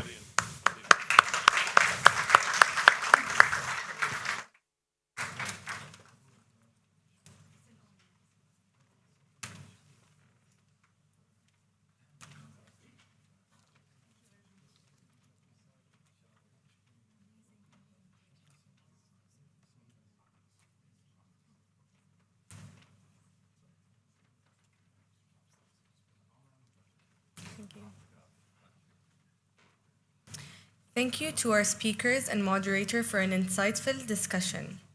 Ladies and gentlemen, we now proceed to a MOU signing between Trends Research and Advisory and Mitsubishi Research Institute. May I kindly invite their respective representatives to please join us on stage. Thank you and congratulations to all parties on this important milestone.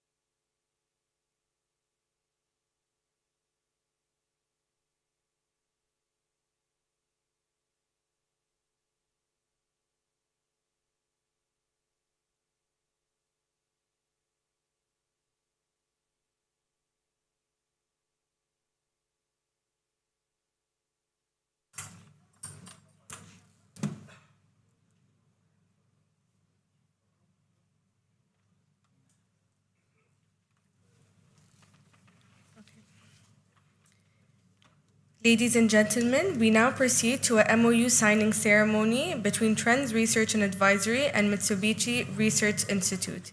May I kindly invite the respective representatives to please join us on stage. Thank you and congratulations to all parties on this important milestone.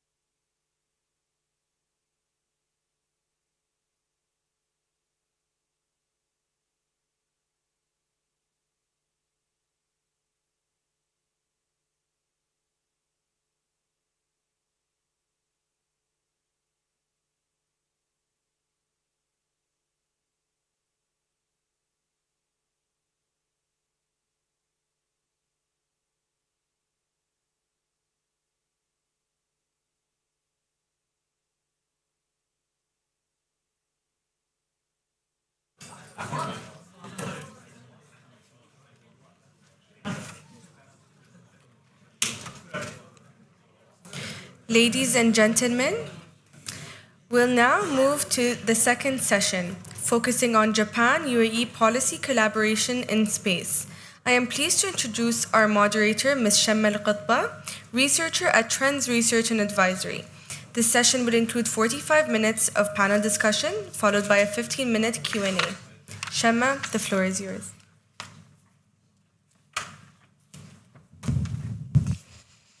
Assalamu alaikum.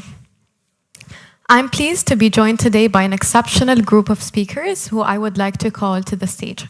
His Excellency Engineer Salim Batil Gbesi, Director General of the UAE Space Agency. Professor Sean Sway, Dr. Masami Unoda, Dr. Masanori Muto,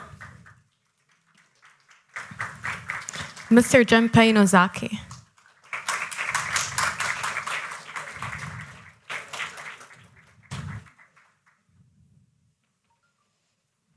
If you could, please. Oh, here, yeah. Sorry. It's okay. Oh, group picture, yes.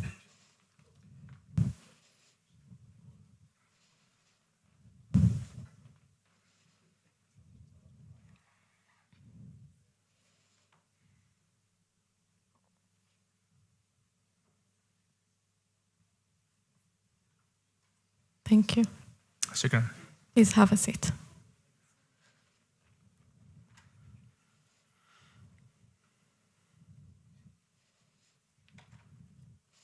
Thank you. Mr. Moto, this is for you later on.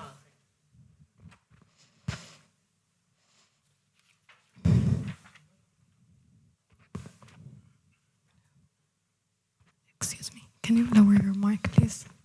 Lower it down. The mic. Down.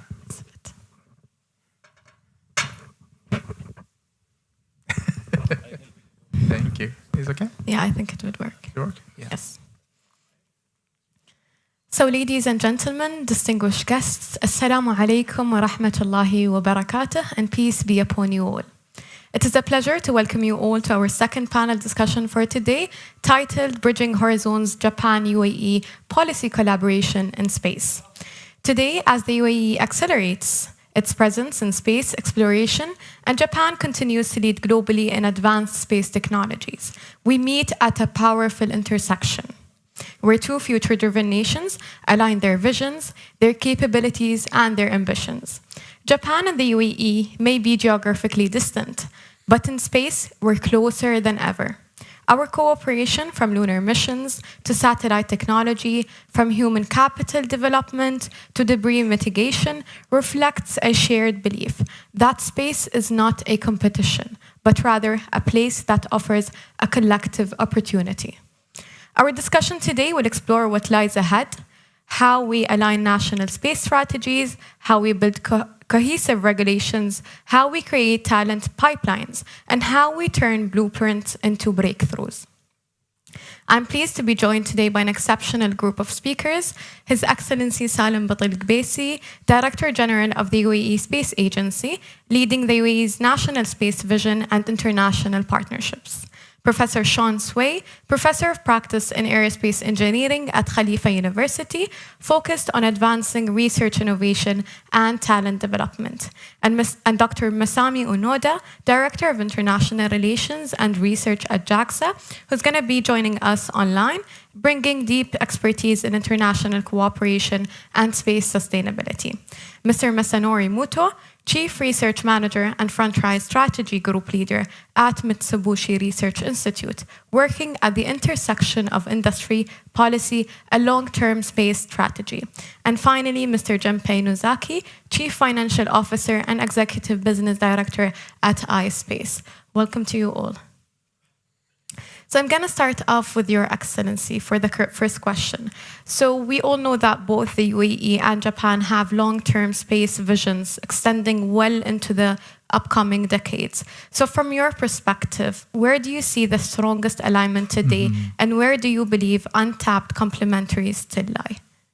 Well, thank you very much, Emma, for the question. I want to start to thank Trends, the Embassy of Japan, for hosting us today in this activity.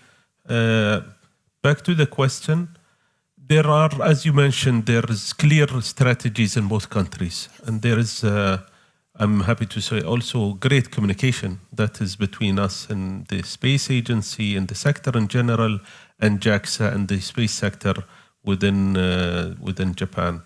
The history goes back, Amr has mentioned a few examples of the history that has been going, in the space sector specifically. I can tell you even more that, this has resulted, is actually a result of the great trust that we have in each other, the great heritage that we built together in making successful collaborative projects and initiatives that has been done in the past. This, the prime example that comes to mind is as you may know, that MHI was the launch vehicle of choice for the Hope probe, but again, it was the choice for Khalifa-Sat with MBRC, and it's again going to be the launch vehicle choice for our project, the EMA project, which is the asteroid belt project from the space agency in 2028. These are big national projects. The trust that we have in our partners in Japan made us come back again and again to choose their launch vehicle, to choose the industry, to choose the talent, to choose the skill sets that has in Japan for us to come back again. And this hasn't been, came from only an experience that has been done in the space sector itself. This stems back from oil and gas. I've been to the Osaka, as well, expo, and I got to see in the pavilion of the UAE, the Osaka or the Abu Dhabi pavilion that was part of the Osaka at the time, in the 60s. This shows the history that, the history that has been built and how mature it is and how diverse it is as well in many sectors. So for strategy-wise, I can give you two examples. Amr mentioned that one of the big, initiatives that we have for strategy in bolstering the sector here, making sure that we are meeting the objective of diversifying the economy of the UAE to move it to a knowledge-based economy. There is synergies where we have initiative of having a national space fund. This is not new. This has been announced, last year or 2 years ago. We see that also in Japan. JAXA is also having a fund that has been announced this year, and their focus is on the funding, bolstering the ecosystem there. We have a common alignment where we want to have our companies working together, maximizing the benefits and incentives from both funds. And there where lies the opportunities that you've mentioned in your question. The opportunities here is for the private sector. And we want the private sector to take front and center in this alignment. They have to give good proposals, not just for us here in the UAE, but for JAXA in Japan, where they've identified their partners internationally. And we want to see more of UAE companies as well coming forward to us and identifying partners in Japan where they want to do, collaboration, B2B business, and they can maximize the funding from both the UAE and Japan.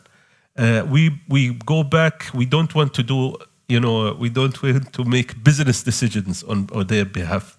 They have the business mindset, they know what works, and we're going to have that support role. And we are facilitators. I commend our partner, JAXA, in hosting, back last year during the Abu Dhabi space debate, we had over 30 private companies come to the UAE on the sides of the Abu Dhabi space debate, where we hosted, our first big B2B engagement. Also during our visit to Osaka, we had companies accompanying the delegation also to make, communication again. And this is done, through many federal entities as well. The collaboration is not between JAXA and the UAE Space Agency alone. The involvement of the Ministry of Industry, Ministry of Economy of the UAE, also METI from Japan. All of these collaborations shows the interest of both governments, and we hope that this can break through to the private sector to show the interest that both governments have, and for them to capitalize on it. I think I'm gonna have like a follow-up question about what makes Japan, like our collaboration with Japan, unique. But I want to move on to Professor Sean Sway and take the academic perspective on that. So Professor Sway, from an academic perspective, talent and research infrastructure, they often determine how fast collaboration succeeds. But what models of joint training, student exchanges, or shared research infrastructure could most effectively accelerate the UAE-Japan collaboration? Thank you for the questions, and thank you for the invitation to join this great symposium. So one of the criticality, in my opinion, about the really involving student talent in the niche area, like space technology and science technology development, is honestly is opportunities. So in that front, the KU has been really very much engaged of our students as much as possible in terms of offering the internship opportunities.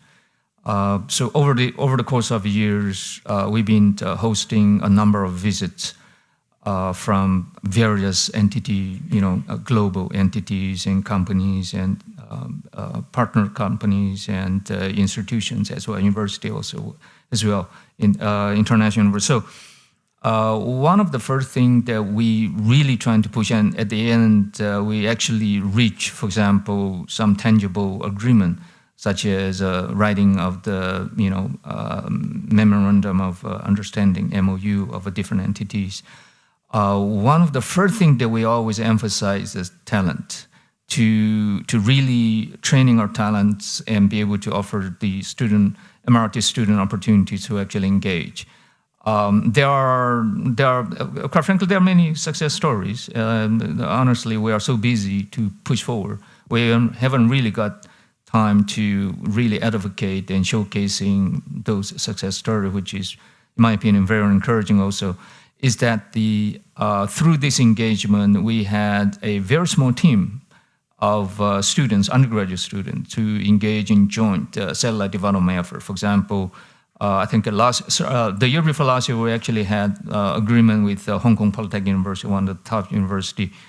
So we actually co-developed with the student. It's a student-led projects, and we being the advisors, that the 2U CubeSat, so that the student could actually see not only the ins and outs from the technology, but also get to see the visiting different facilities and broadening their horizon in terms of understanding of the space technology. I thought this is really benefiting our students.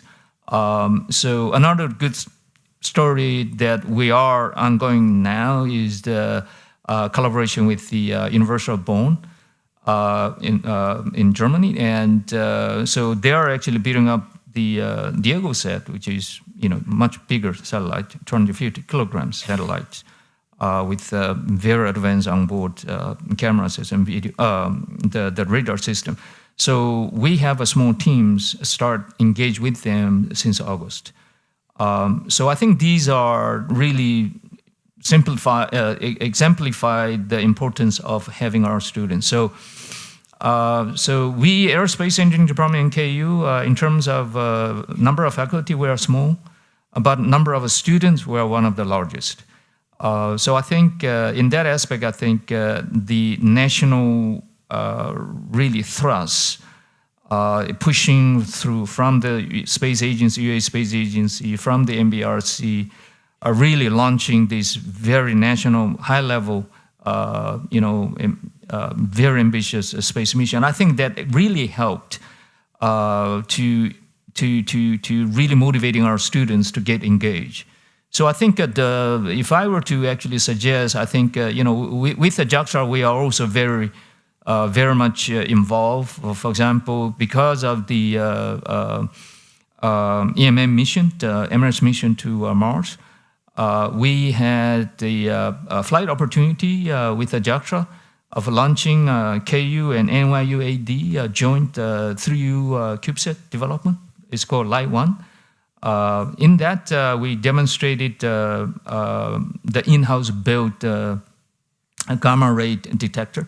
So that is sort of a mode of a collaboration, in my opinion. It's come very naturally, very organic, to have a people exchange, faculty and student exchange, etc. So I would actually strongly encourage the continuation of this, really cross-discipline, and then across multiple countries and joint work and in particular flight opportunities. I totally agree with you, and I do believe that decision makers collaboration is very important. But then again, human to human exchange, what even enhances the success of this collaboration. I want to move on to Mr. Nazoki. So turning vision into commercial reality is always a challenge, right? So how could Japanese lunar expertise and UAE ambition converge to co-create a sustainable lunar economy? Thank you very much. First of all, thank you for inviting this session. It's a great opportunity to introduce maybe iSpace, because for people who don't know about iSpace, we are startups engaging in space exploration, moon exploration, by developing and manufacturing a lunar lander. And we have already unmanned lander, by the way, without human. We have already done mission twice, back in 2022 and 2025. And we are very honored that our main prime customer, the main payload for mission one, was a Rashid rover, the first Middle East manufactured and developed lunar rover, which is a four-wheel rover. Unfortunately, the landing was unsuccessful. However, what we are also very honored about is before transportation, we had a communication with UAE's space agency's engineers, and exchanging ideas and talking about rovers. And we kind of discussed together how to build up this lunar rover. So this is something we're very proud about it. Now, going forward, how we can contribute to UAE in this country is we are going to send more frequent, low-cost lunar transportation system toward 2030. We are already, although we had a twice mission failure of the landing, the development is already still continuing and progressing, and we are now focusing on one size larger commercialized model of a lander to enable this frequent commercialized lunar landing towards 2030. Now, as we all know, we are very much also excited to hear about UAE's very bold vision about Mars 2021-17. So the Moon is one of the most closest celestial body next to the Earth. And by doing some missions on the Moon, this can be an important stepping stone, like a precursor mission towards the Mars mission in the future.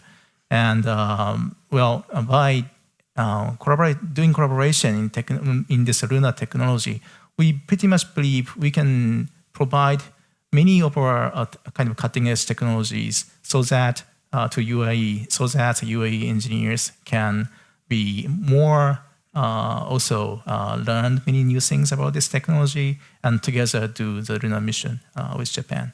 So that is how we want to do. We provide our transportation system, and we all want to have many UAE private sectors and maybe also space agencies to join this mission together, and together to enhance the technology to the Moon and then further to the Mars mission. I think, given your field in that and your expertise, I want to later on ask you what you think the UAE should prioritize in its strategy. But I want to move on to you, Mr. Muto. So I know you have a presentation, and I'm going to follow with that with a question. So the floor is yours if you want to present anything. Okay, thank you very much. شكرا جزيلا. Assalamu alaikum. اسمي مسانوري ميتو. تشرفنا. درست اللغة العربية. Okay. Anyway, let me continue. As discussed in the previous discussion, UAE Japan space cooperation is already happening from Earth's surface into deep space already, and from humanitarian cooperation into commercial. Like MHI has already launched Califasat, and also iSpace is collaborating with UAE. And this is my own contribution. JAXA and UAE Space Agency and MBRC is also contributing our International Disaster Charter. This is the multilateral, not just bilateral, multilateral collaboration to provide satellite imageries for disaster response. So in that sense, space could benefit us, not just both countries, but internationally. Satellite cooperation, international cooperation in space could benefit humanity. This is my message I'd like to show you today. But I feel that one challenge that is lacking is policy or strategy, I feel. I'm working in space industry for nearly 20 years or so. And compared to previous 10 years, and first 10 years and recent 10 years, I feel the space cooperation has become changing from space agency to space agency to collaboration into commercial collaboration. Commercial players have been playing huge role in space industry. So what I felt was after COVID-19 and also war in Ukraine, actually Japan has lost the launching capability actually.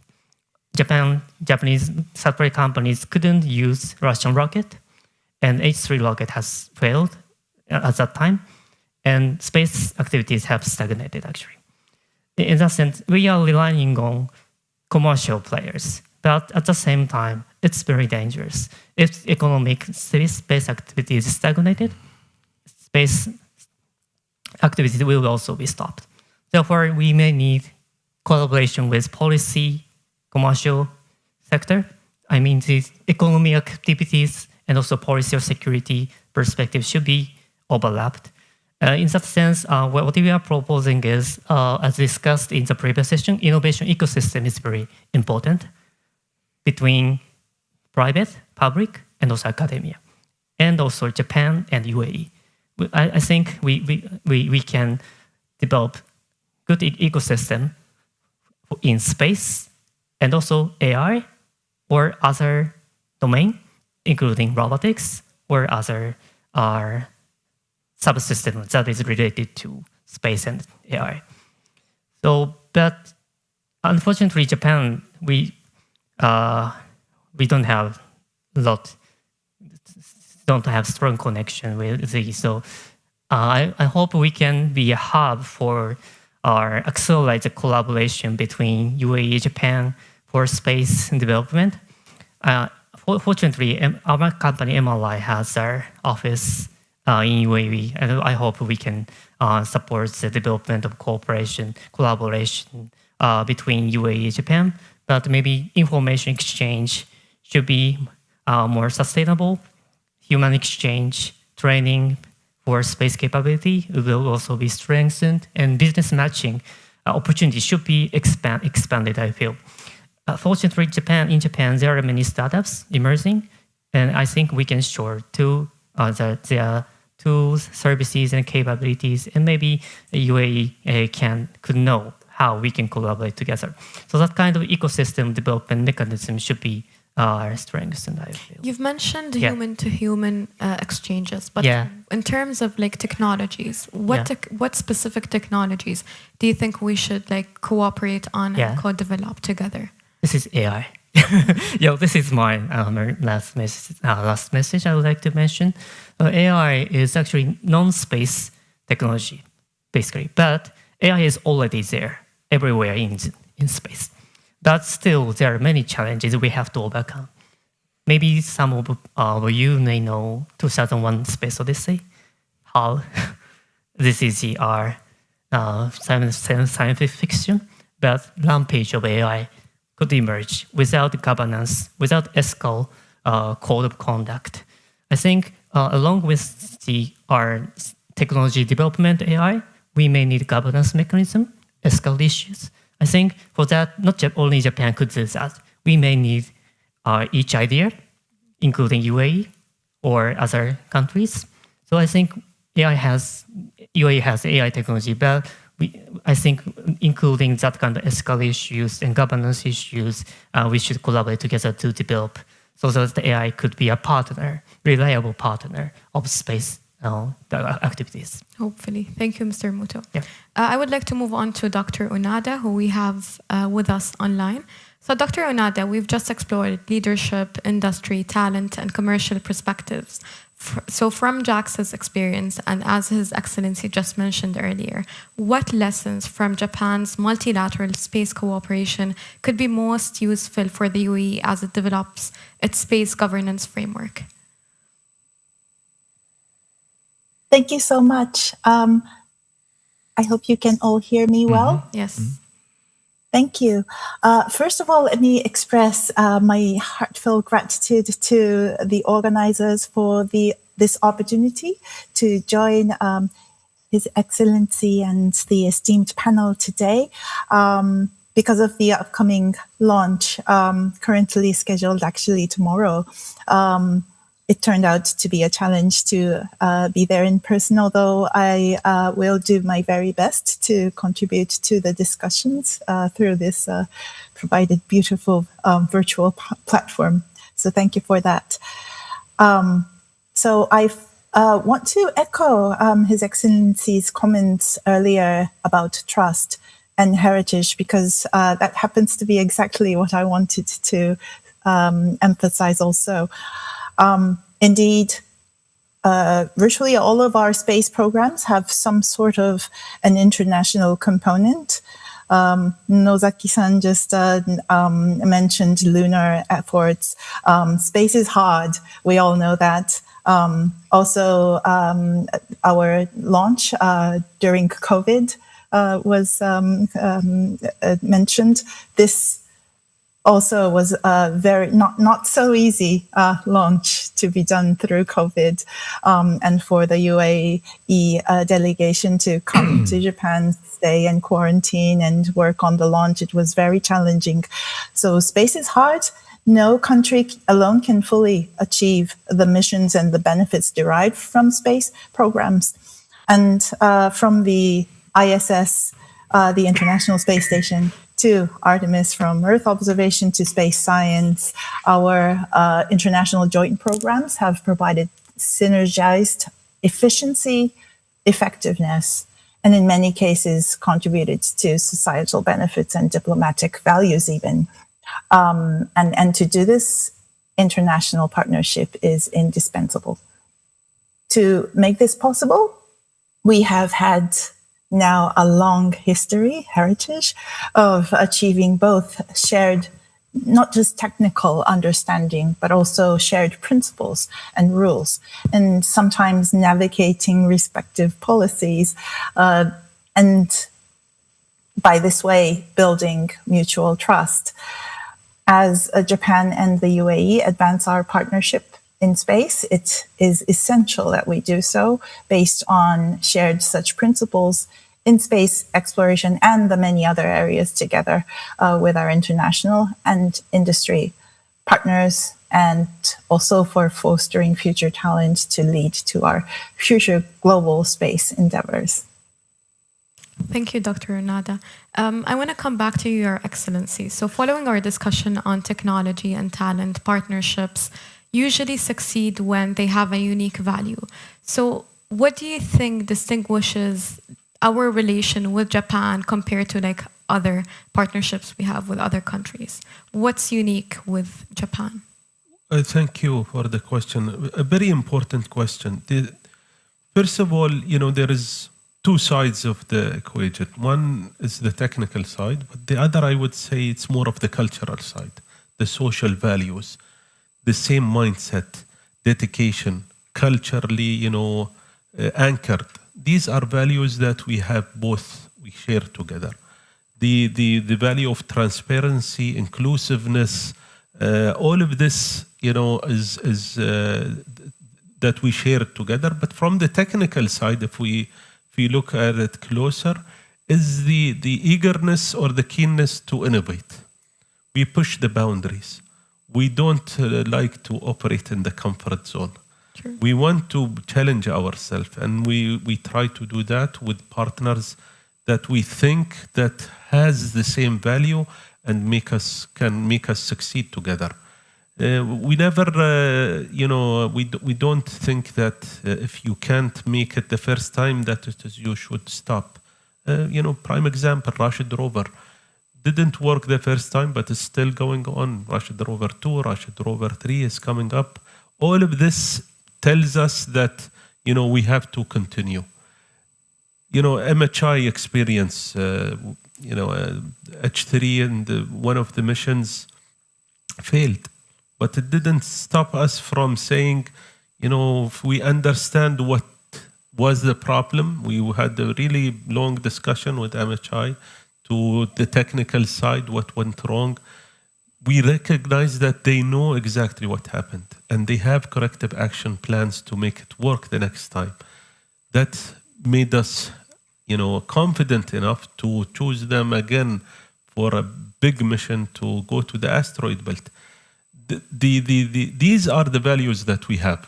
And this is what I want to impress on all of our commercial, hopefully, companies who are here. Take advantage of that. The mindset is important. As government agencies or entities, we try to facilitate, for them to succeed. It's the end of the day, it's them, they have to, be front and center. Take the final step in making and forging collaboration. And we'll see from both sides that there was a lot of big engagement, incentives, and hopefully, for them to succeed. We can talk at length of what we can do together, from agency side, but we want to see more of the private sector. And that's where I think the success will be. And it's in history. The first successful partnership that happened, over 50 years ago was actually from commercial companies in oil and gas. And they've sustained it, nurtured it, and grown to be in different sectors, critical sectors for both countries. And this is what we want to see again. Another oil and gas kind of company relationship that happens in space, that happens in renewable energies, that happens in all of the critical sectors that we both value, in Japan and UAE. Thank you, Your Excellency. And I do agree with you. I think that our relations with Japan do not only click the box of space, but also technology.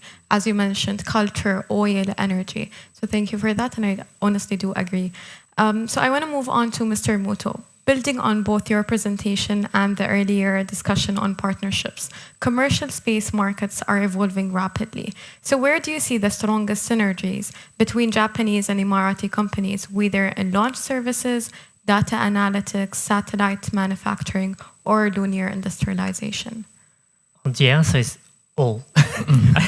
I mean, the strengths of Japanese space industry is we can cover every facets, every value chain of space sector, from launching, manufacturing, satellite services, science, everything. Without each part of the space item, we can sustain our space activities.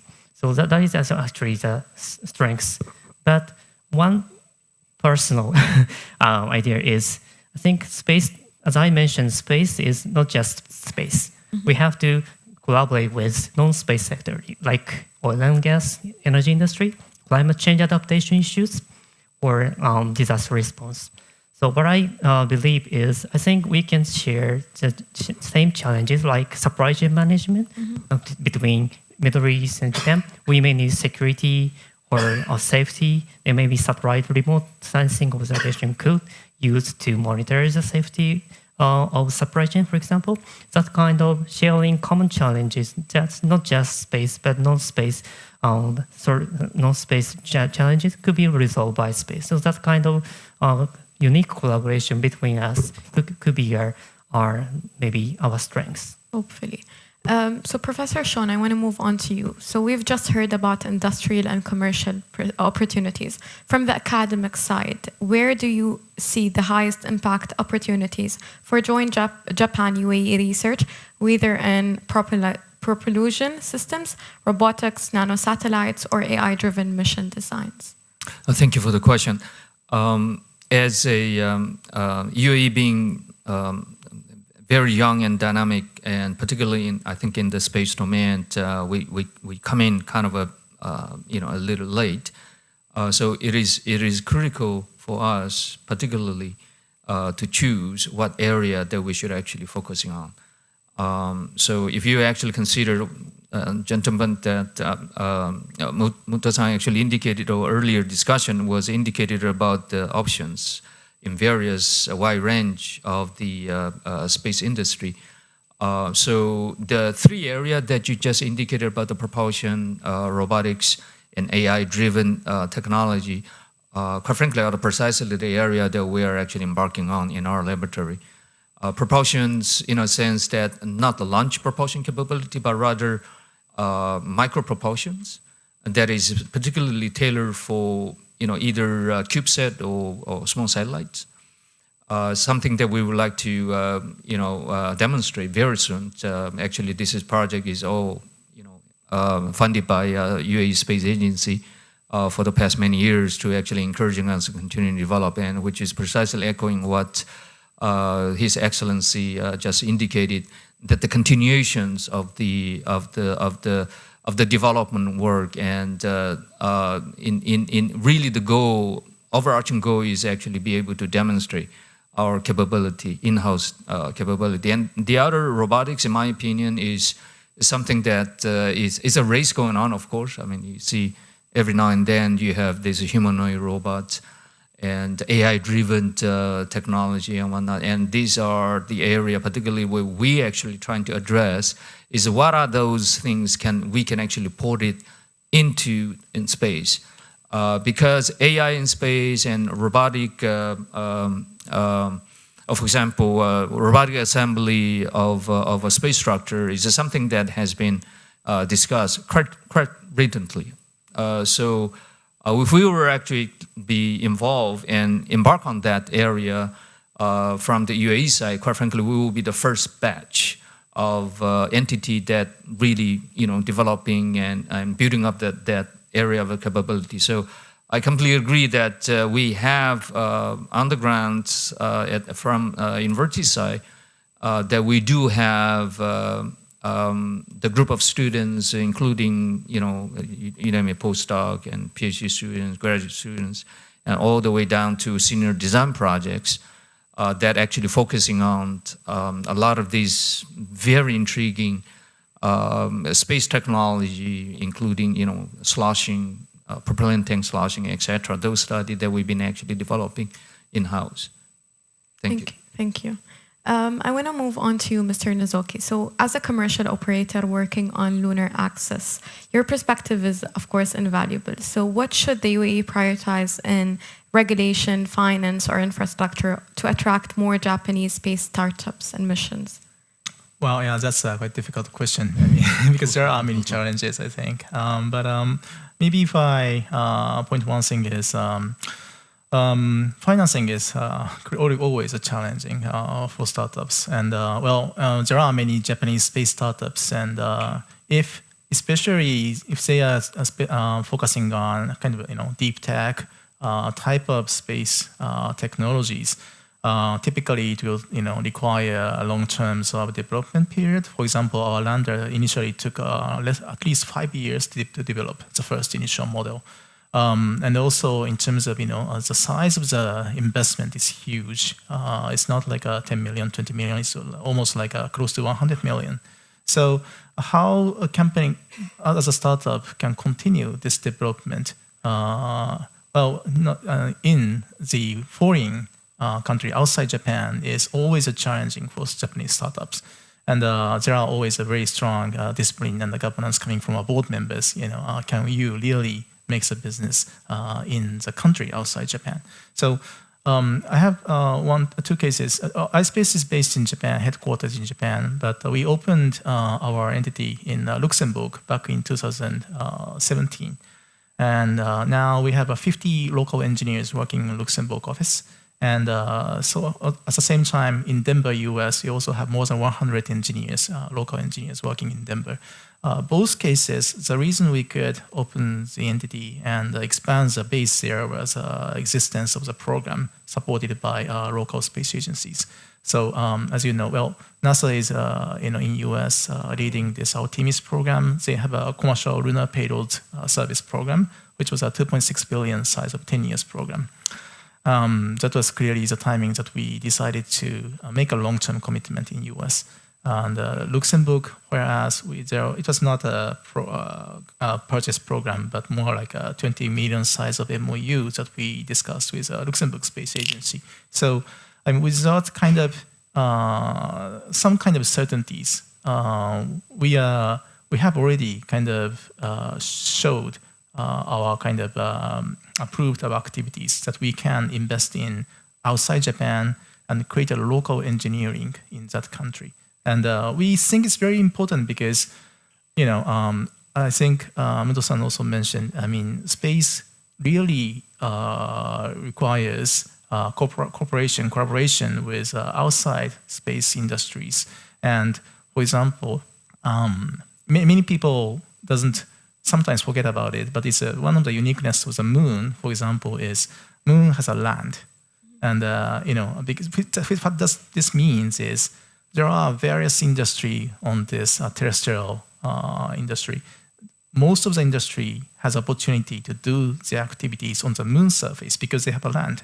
So we do want to, create many collaboration with local companies, private companies in each countries. And to do this, we really need a long-term commitment in the area, and financing is always coming as a challenge. So if there can be some some support for most of the startups to make a judgment to go into such kind of investment, that is a huge driver that we can make a more investment. You've mentioned challenges, and I think there are challenges, as you said. But I do believe that because we're both two innovative countries, I think we can pass that. And as His Excellency mentioned, we never stop. It's always a challenge to move on and continue. So thank you for that. I want to move on to Dr. Onada. So after hearing about industry and commercial priorities and the talent perspective, I'd like to hear JAXA's view. So sustainability in orbit, especially debris mitigation, is a global concern. What policy mechanisms do you believe Japan and the UAE could co-develop to set new regional standards for safe, sustainable space operations? Thank you for that question. As you know, Japan places very high importance on space debris mitigation, especially through technology development in partnership with industry, and as well as through setting up guidelines through our government for on-orbit servicing and collision avoidance. We have already set up these guidelines in order to contribute to a safe and sustainable space environment. And especially, this is an imminent challenge in the low Earth orbit, but also in other orbits potentially in the future. Japan and UAE are both founding members of the Artemis Accords. Back in the Osaka Expo, His Excellency and myself, we talked about this extensively. These are a set of principles that today more than 60 countries have signed up to as we explore the moon, Mars, and beyond. The Artemis Accords also addresses the issue of orbital debris, among other principles, such as transparency, interoperability, and other principles in reinforcing the Outer Space Treaty of 1967. Japan and UAE also cooperate through the United Nations Committee on the Peaceful Uses of Outer Space, UN COPUOS. The UAE, I understand, is leading discussions on space situational awareness. These principles and rules that we speak about and combined, which is very important for Japan, combined with practical programs to actually conduct R&D to remove space debris or tackle this challenge in partnership with the power of innovation of the industry. This approach is very important for Japan, and we are looking forward to our collaborative conversations and efforts. Hopefully. I want to conclude with you, Your Excellency. So as we look toward the next 5 years, every partnership needs a clear strategic focus. If you had to identify one strategic opportunity that both nations should prioritize, what would it be and why? Well, that's a tough question. But, in all its right, each country has its own priorities, their national objectives. It so may happen that in space we are very close to each other. There are many other areas that we can capitalize on. But, for us, research and development is one of the main success factors that we have to focus on. And, previous panel have discussed, the successful mission of HIPOSA of JAXA for the asteroid belt. We wanted to make sure the factor of success trickles down in our mission to the asteroid belt. That's why, one of the standing members of the review board for the lander itself is actually the project manager from HIPOSA, and that's one of the value that we bring in scientifically. This is not the only thing, but we need to make sure that we are doing more capacity building, as Dr. Sean has mentioned, and my colleague here in some of the programs. The leaders of the sector will be our future youth. How we can get them close to each other as well is an important factor. So more programs in that capacity, strategically looking future to the future, and mainly bring it down to the SDGs, which is the Social Development Goals that UN. Some of the absence, I would say, of knowledge of some of the important key measurable variables that the SDGs rely on is from space. So the importance is space is ubiquitous and it's used all over the sectors, technologies, sciences. So we have to make sure that we are doing. I loved the analogy that was before done by I think was Sumaya, that it's converging. All the critical technology strides that we are seeing, whether it's AI, robotics, or even in space, it is converging. And we need to make sure as a regulatory kind of entity here in the UAE that we are making our, head of the curve, thinking that what we need to be an agile regulatory framework to accommodate all of these kind of strides in technology developments that happening and be ahead of the curve to address them and to be an enabler of the sector itself and its inshallah innovation and growth. Hopefully, inshallah. And I think together we can make that possible. I don't want to take from the third panel discussion, so I want to move on now to the questions from the audience. If anyone has a question and would like to ask something to one of our speakers. If not, then I think we can conclude today's panel discussion. Thank you so much, and it was a pleasure having you with us. Shukran. Shukran.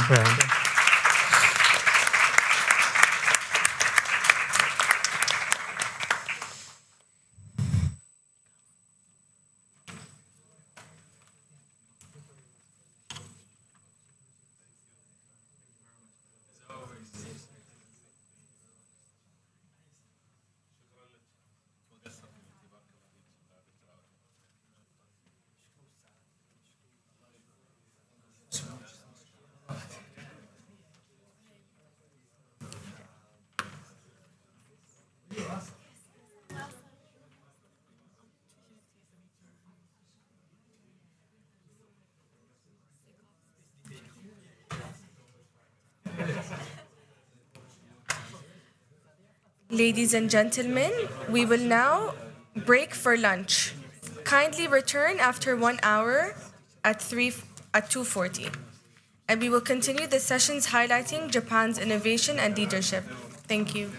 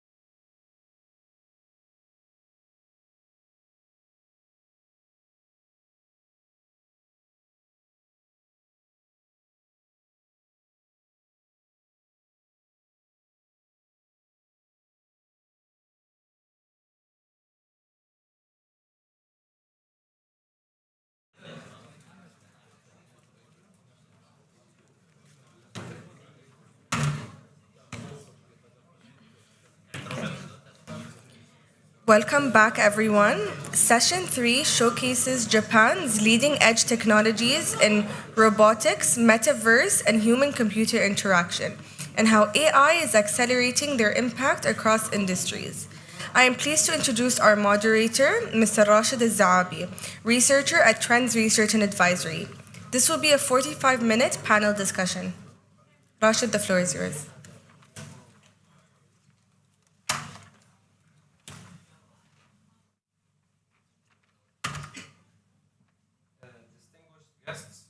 Zaabi, a researcher at Trends Research and Advisory, and thank you for joining us on this panel discussion that sheds light on the topic of harnessing Japan's leading edge technologies. I would first like to welcome our speakers, Professor Inami, professor at the Research Center of Advanced Science and Technology in the University of Tokyo, Dr. Monai, associate professor at RCAST at the University of Tokyo, and Mr. Koke Shigenoi, associate researcher at RCAST, the University of Tokyo. And Professor Hawley would be with us virtually. He is the Dean of Undergraduate Division, Director of Metaverse Center, and Professor of Computer Division in MBZ UAE. So thank you for all joining us, and please have a seat.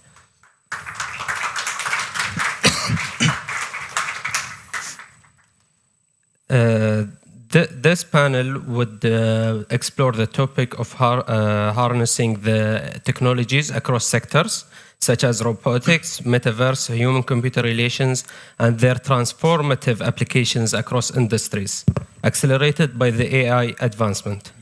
Today's discussion brings a distinguished group of panelists. Each brings valuable experience and perspective that will help us explore the topic from multiple angles.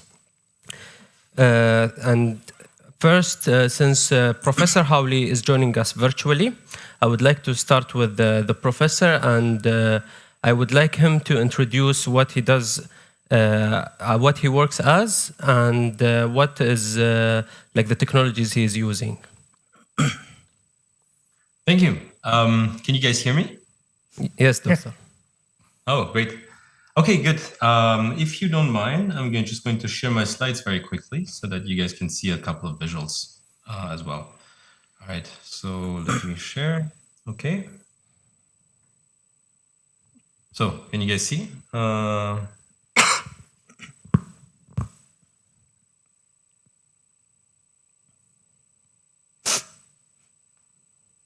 think it's coming now. All right. Okay, so as Rashid mentioned, I'm directing the Metaverse Center at MBZ UAE, and I can see like 1 second, directing the Metaverse Center at MBZ UAE, and one of the so there are two main focuses in our research, right? One is basically around the metaverse. So basically, our single goal is basically to use artificial intelligence and do things that aren't possible in Hollywood, and well, that are not possible in physical life, and also to explore two main applications. One of them is actually immersive telepresence. And the other one is to rethink about how we can actually innovate in terms of content creation, right? So it's really about how do we innovate in terms of like what you can do in Hollywood. So it seems like my slides are frozen, so I'm just going to go through them like this. Quickly, a couple of backgrounds. So I'm previously known for a couple of things. One of them is developing the technology behind the animojis in the iPhone 10. I'm also known for reenacting Paul Walker in the movie Furious 7, and also various technologies around deepfakes. That was back in 2018, where we developed, one of the first real-time deepfake technologies, and we demonstrated the advancement back at Davos at the World Economic Forum. So as I mentioned before, some of the research I'm working on today is basically in generative AI. So it's basically how do we use artificial intelligence to generate things, right? So we're looking at it from a multimodal aspect. So how do we generate videos? How do we generate three-dimensional content? And the goal is basically to facilitate things that are potentially going to be possible, in the very near future, right? So one of the things that we're hoping to achieve is, a lifelike digital human for technologies like ChatGPT, right? So you're interacting with a form of artificial intelligence. Probably the most natural ways to interact with a digital human. We're looking at all type of content that you're interacting with or consuming these days, right? So it could be long form videos, it could be short form content that you see on social media. But the idea is how can we enable intuitive control of these kind of technologies? And then the last one, which is a very important one, is can we view mobility as a different form of innovation, where we can basically use things like augmented or virtual reality to enable things like telepresence, where people come in the form of avatars and can be in any place they want, right? So it's all about teleportation. So just want to show real quick some of the advancement of these technologies that we've built in our research labs at MBZ UAE. This is a technology that we've published last year. What you can do is you take a single picture using a webcam. So it's an accessible way to create a photorealistic avatar. And you can basically reenact the avatar in real time. So that's something you can actually see at our labs at MBZ UAE. So not only can you generate your avatar, you can also reenact another person, right? So you just drag and drop a photo of that person and you can bring it to life. So some of the things that you can do with it is, for instance, two people can actually generate their own avatars and interact with each other immersively. So here is a comprehensive two-way communication system where two participants are wearing VR headsets, and then the VR headset is tracking facial performances, and then they are controlling their avatars and controlling with each other. Now, of course, one of the things that you see nowadays is how artificial intelligence can be used to generate or edit content via text. So you can just type in whatever you want to see, and you can generate new types of content. So things like Sora or Runway or Google VO. So what we're doing here in our lab is try to see how we can make this technology real time. So this is one of the first prototype that you're seeing here, where our students are basically just typing whatever they want to see, and you can generate in real time or modify in real time anything that's on the screen. So I also run a startup company. The startup company is called Pinscreen, and what we do is we use this type of generative AI for film production.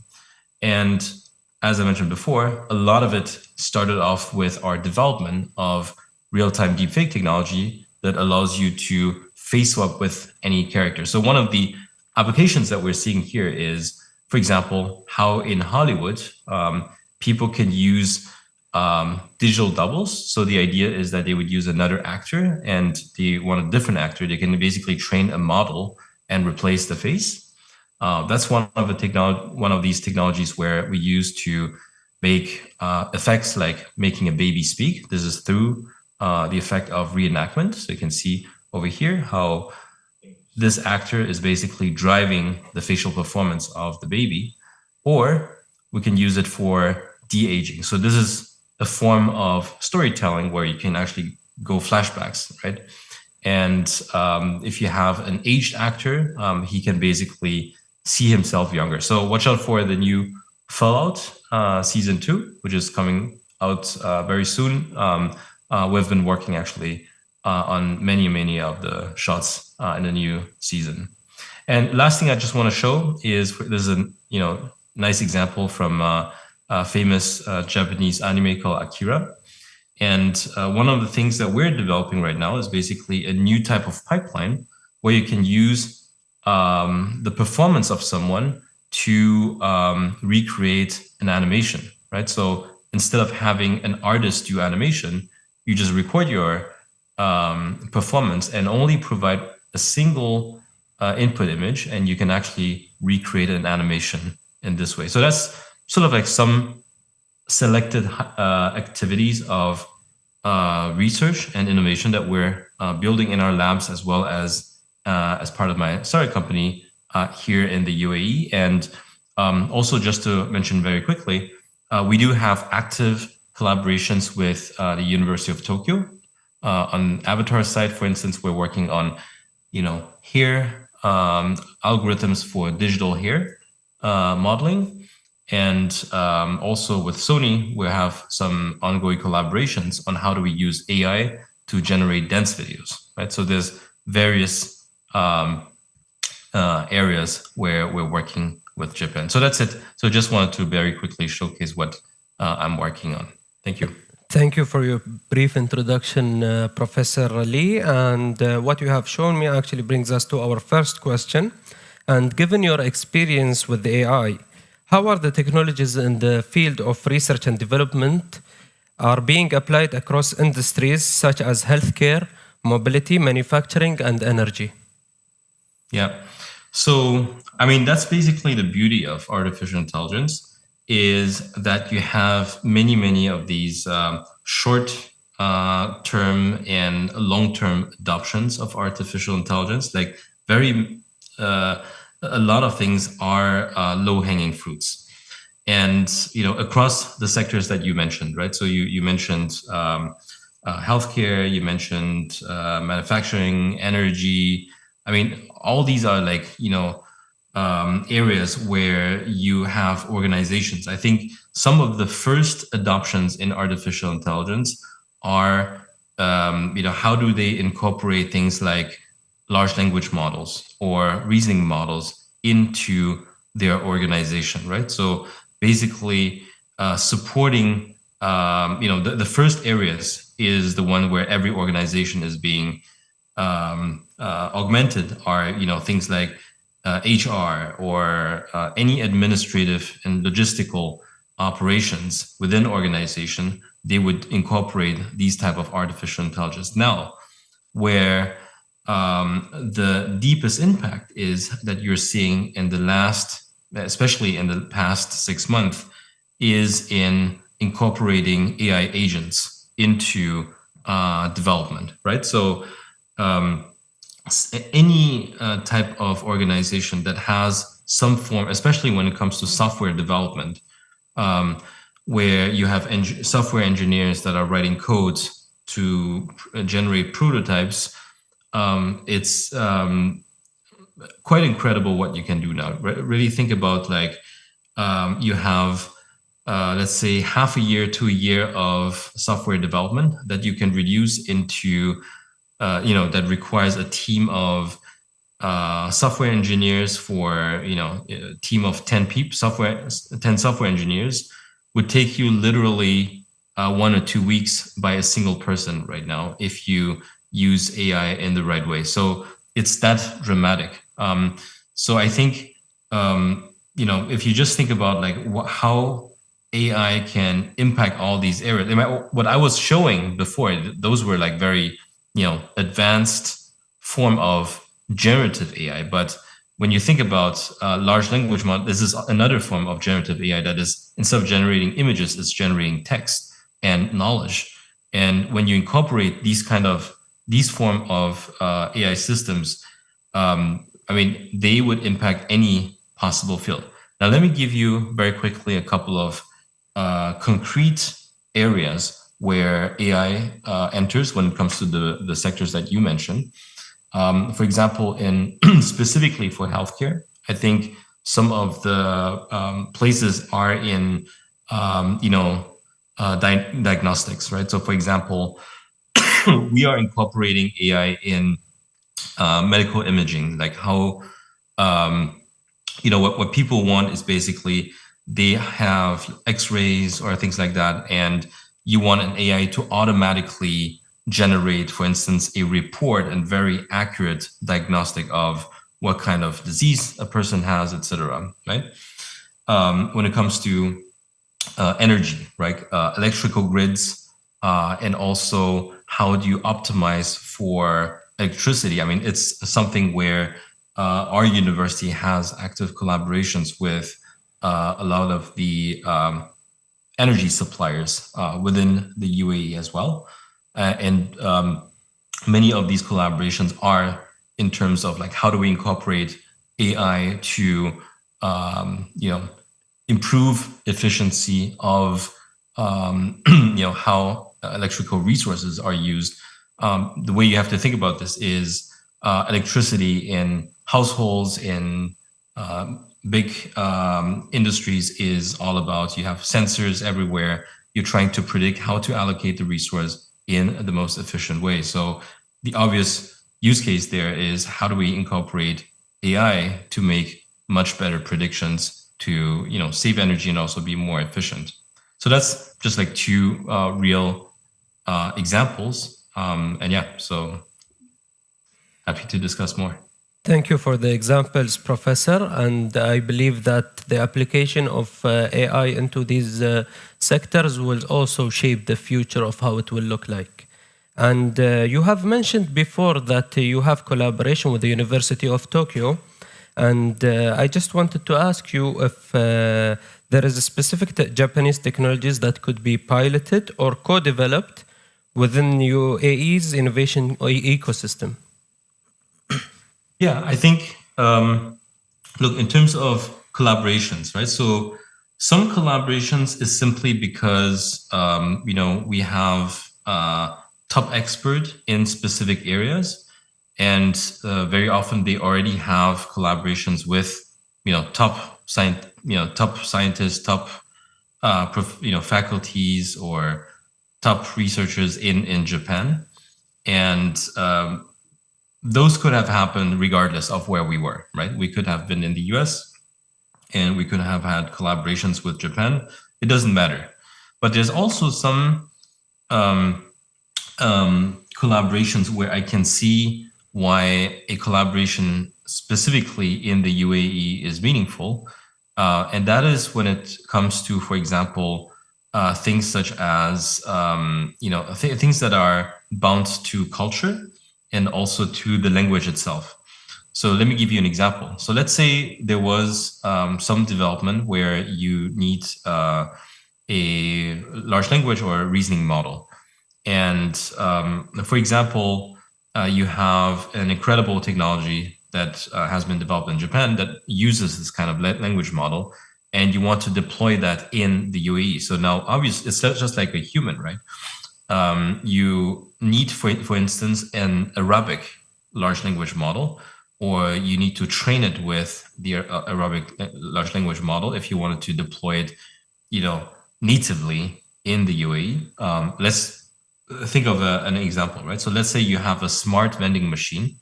So let's say it's a vending machine that has, that is, more complex than the ones where you just throw in coins. It's one that has cameras, that actually understands who the person is, that talks to the person.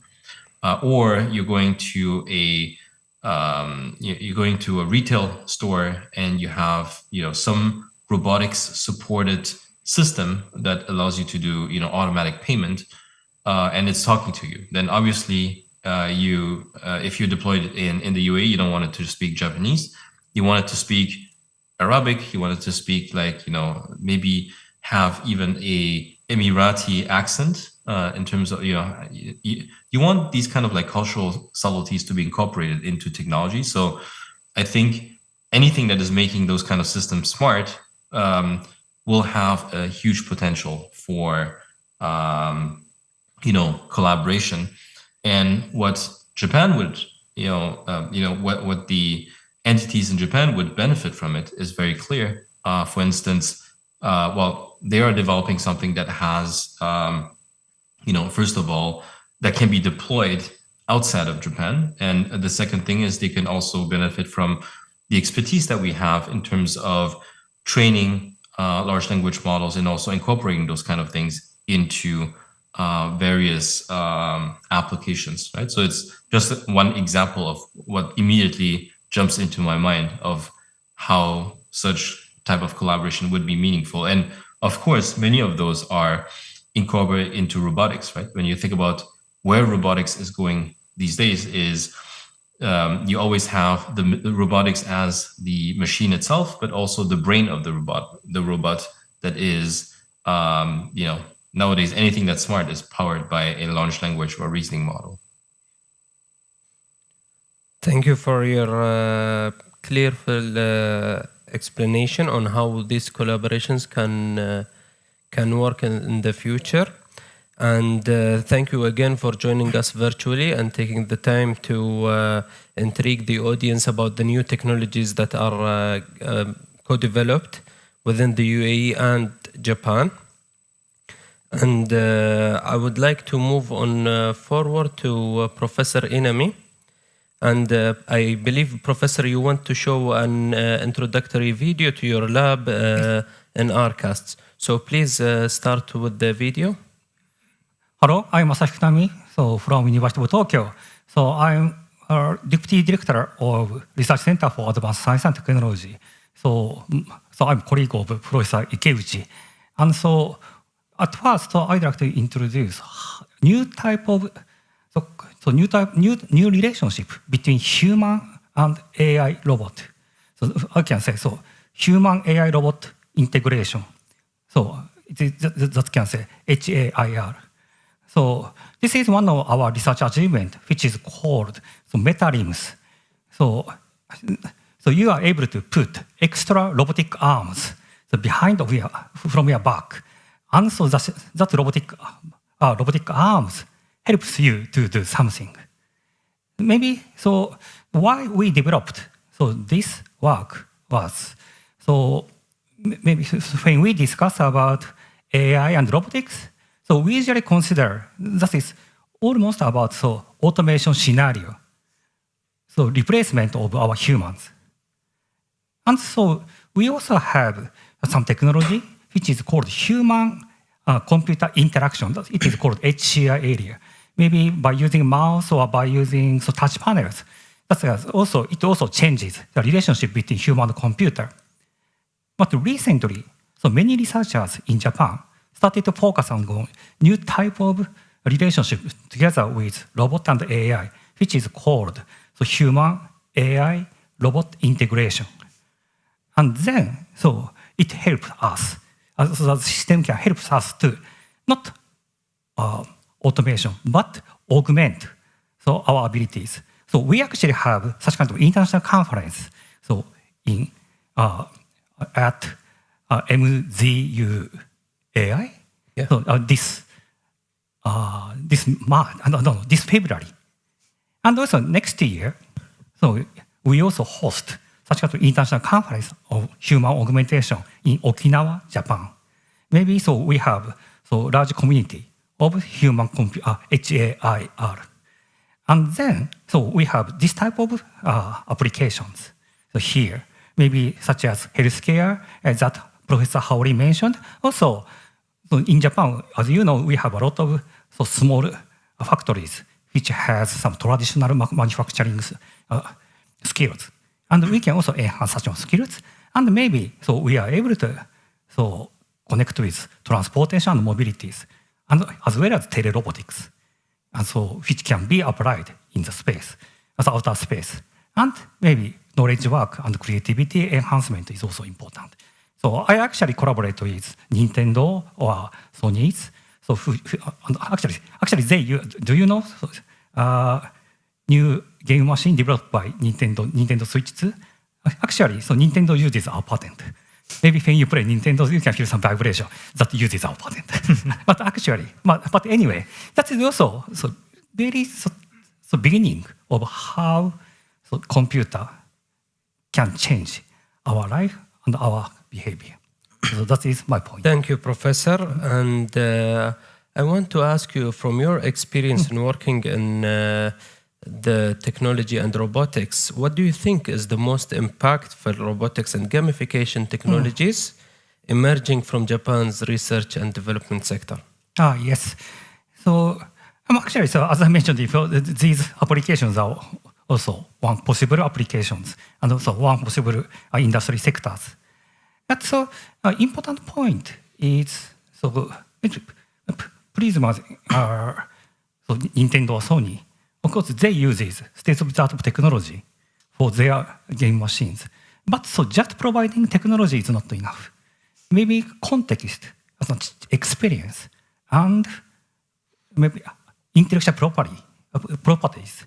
It also helps us to deploy new type of technology society. That is so many of Japanese some creative industries has done. Thank you, Doctor, for showing us what is impactful in our daily lives and how technology can contribute in the research and development sector. And moving on to Dr. Monai. Doctor, how is the human-computer relationship being transformed by the advancement of AI?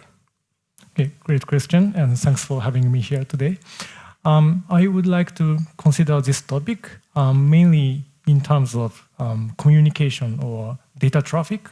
But before going into too much details, I will use this slide as a supportive material to explain the concept. So far, before the advent of the AI, the people have already used the internet or smartphones, Wi-Fi, those things. And usually we have enjoyed watching YouTubes or listening to music broadcasted. But in those application scenarios, the data traffic is kind of unidirectional. And the providers send information and we humans just receive the data. So this is unidirectional. But with the advent of AI, AI has to learn a huge amount of information in the real world. And of course, the AI has already learned many texts or movies, images on the web, on the internet, but AI has not yet learned the physical, real world information.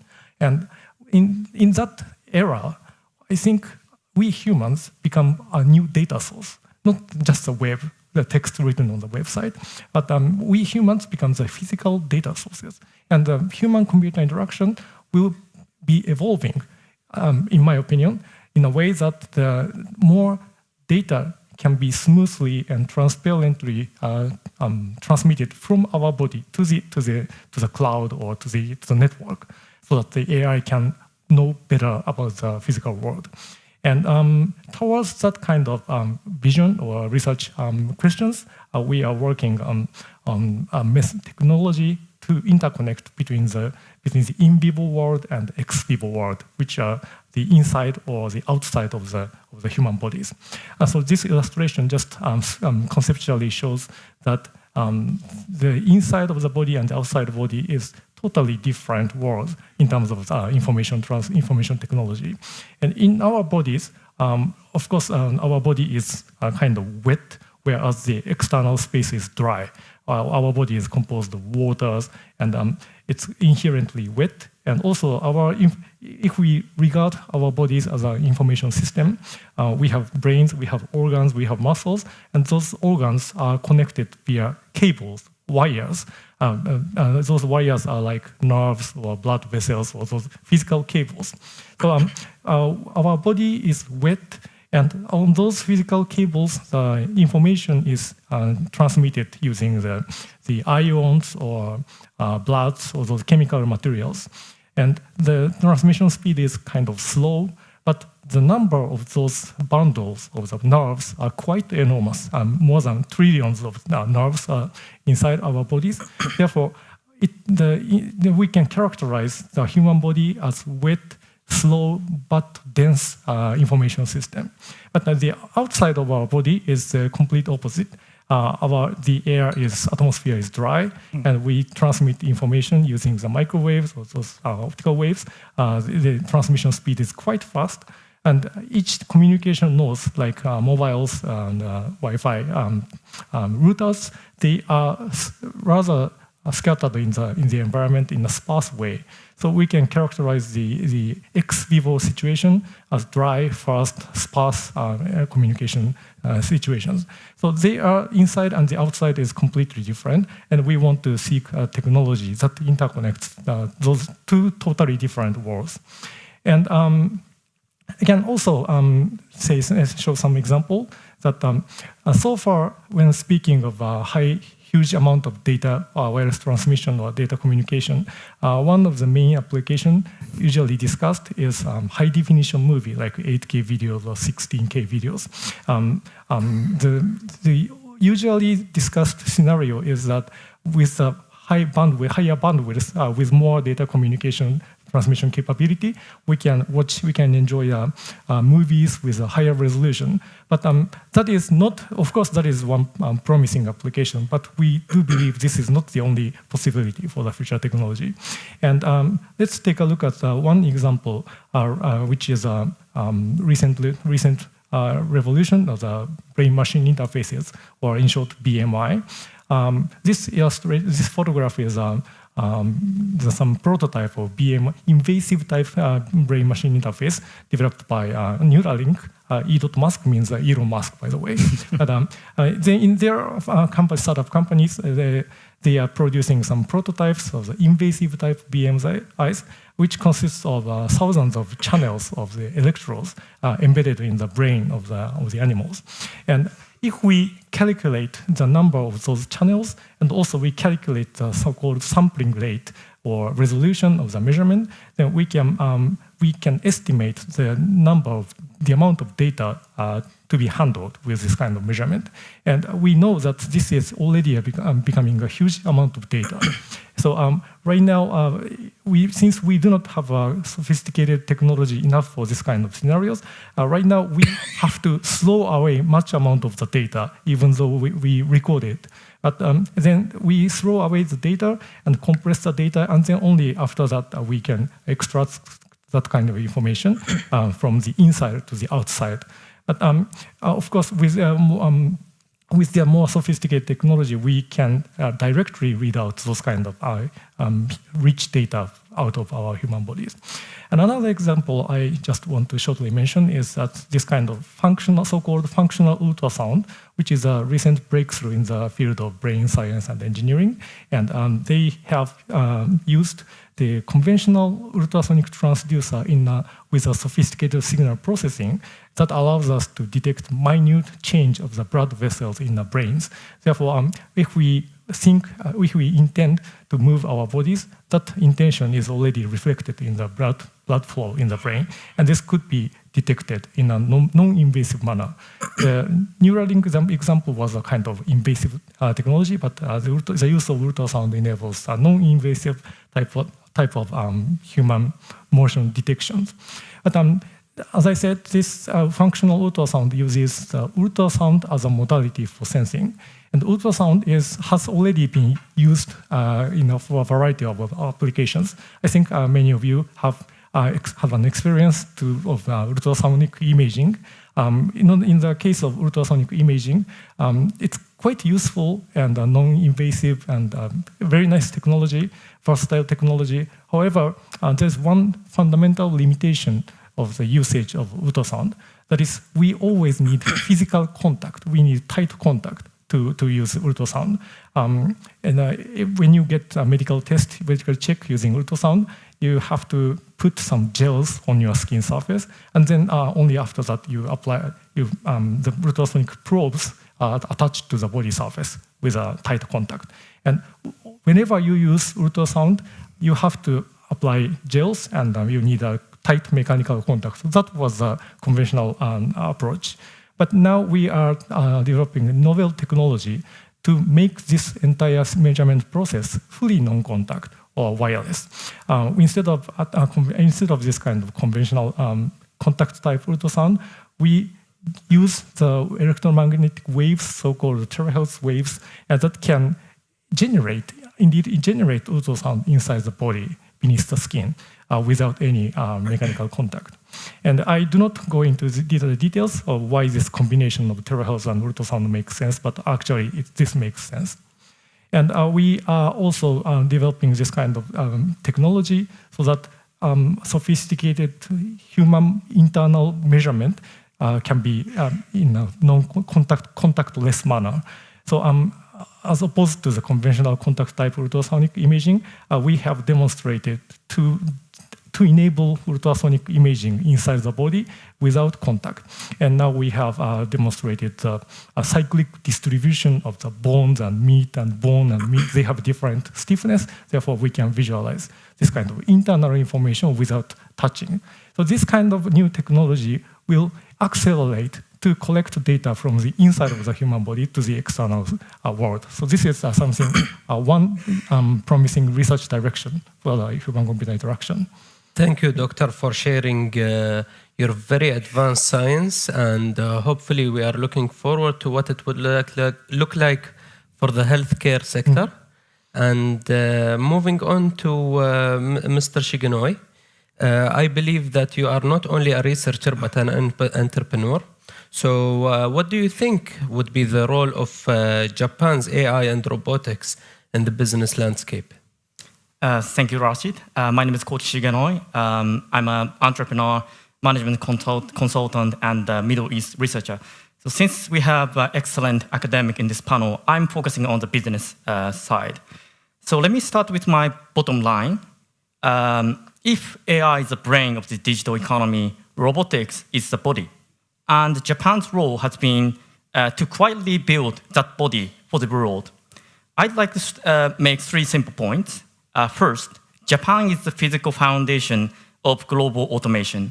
Second, at home, AI and robotics function as societal infrastructure, helping an aging and labor-scarce economy remain productive. And third, Japan is increasingly a specialist in safe, domain-specific AI for real-world industries rather than consumer applications. Let me briefly walk through each point. First, Japan is one of the world's core suppliers of industrial robot and automation equipment. According to the International Federation of Robotics, Japan accounts for around 38% of global industrial robot production, making it the world-leading robot manufacturing country. In practical terms, global supply chains in automobiles, electronics, semiconductors, batteries, and precision manufacturing are literally built on Japanese robots and motion control systems. Now, when we look at usage rather than production, Japan is not the largest market by volume. However, Japan has around 419 robots per 10,000 manufacturing workers, ranking 5th globally in robot density. In the automotive sector, automation goes even further. Robot density in Japanese car factories reaches about 1,531 robots per 10,000 employees, placing Japan among the most automated automotive industries in the world.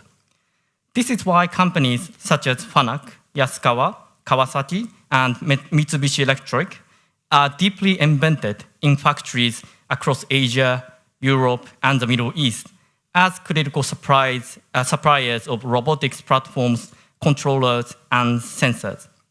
Second, inside Japan, AI and robotics are not just about efficiency or cost reduction. They are a response to deep structural challenges: an aging society, chronic labor shortages, geopolitical and disaster risks, and the need to maintain high-quality services. For example, in logistics and manufacturing, collaborative robot and AI-guided picking systems are already being used to keep factories running despite severe labor constraints. In that sense, Japan is already living in the demographic future that many countries, including the GCC, will face. Third, Japan's competitive advantage in AI is not about building the single largest global foundation model. Instead, it lies in developing specialized, trustworthy AI for physical, regulated, and safety-critical domains. Japanese companies and researchers are building foundation models that are tightly integrated with robotics and industrial use cases. So Japan is not just building robots, it provides the foundational physical infrastructure on which AI-driven economies operate. For partners like the UAE, this means access to a trusted AI robotics stack, reliable hardware, deep domain know-how, and governance practices suitable for high-stakes environment. Thank you, Mr. Koki, for sharing the business landscape in the terms of AI and robotics. I want to go back to Professor Inami. Yes. And I want to ask you about how do the Japanese organizations turn this advanced research into scalable products, and what models would be relevant to the UAE? And please, because we are short in time, I would like a brief answer. Yes. Okay. So one possible thing is maybe organizing tech challenge and what tech entertainment or tech gaming is one possibility to deploy deploy and spread the technology to general publics.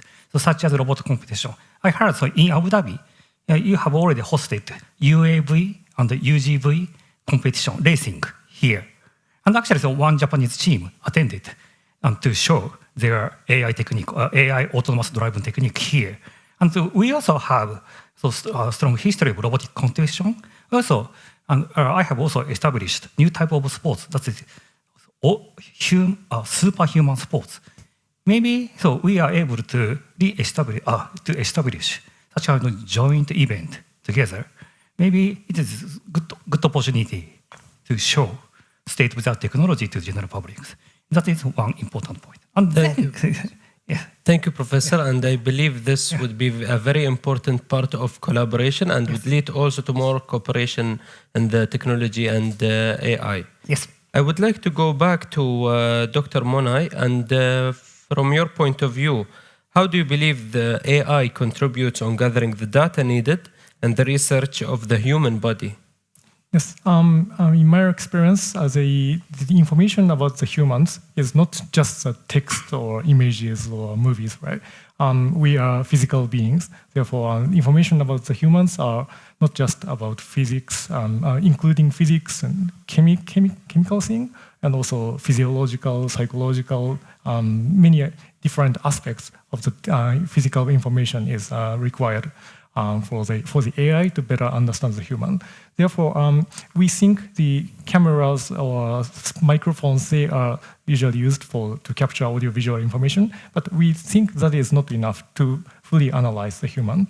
And therefore, we also, like some demonstrations that I showed previously, we integrate this kind of technology also together with a robot, because that kind of technology will enhance the so-called, so to say, the haptic sensation of the robots. I mean, the robot can maybe move around the humans and then sense the internal information of the humans. And this kind of, with this kind of approach, we can extend the haptic capability of the robot, which will be important to collect more data from the humans.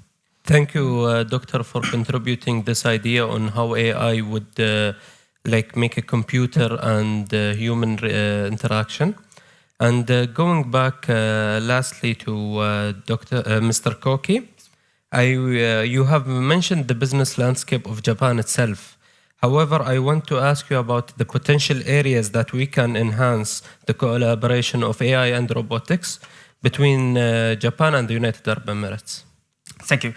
Turning to collaboration, I would frame my core argument very simply. Japan brings trusted robotics and human-centric engineering. The UAE brings scale, speed, and AI-native platforms. So why do Japan and the UAE collaborate so well on AI-powered robotics? Quite simply, because we are highly complementary, as this slide shows. Japan contributes deep tech capabilities, world-class robotics, and human-centric design. The UAE contributes vision, capital, and regulatory agility. Together, this creates a partnership that is difficult for any single country to replicate alone.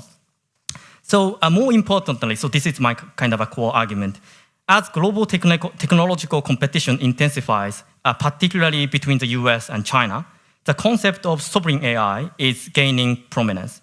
So sovereign AI refers to a nation's ability to develop, deploy, and govern AI systems while remaining control over data, infrastructure, and human capital. Traditionally, the United States has exported advanced hardware, software, and data-driven services through proprietary platform-centric models where core technologies are not fully shared with local partners. China, on the other hand, often exports hardware together with its own workforce. This can accelerate deployment, but it does not sufficiently contribute to local employment or long-term capacity development. Japan offers a different model. Through decades of development cooperation and overseas businesses, Japan has consistently emphasized capacity building, technology transfer, and local human capital development alongside technology exports. So this approach aligns closely with UAE's ambitions to become a global hub for logistics, AI, and advanced industries. For the UAE, Japan represents an ideal long-term partner for building sovereign, trusted, and sustainable AI and robotics ecosystems.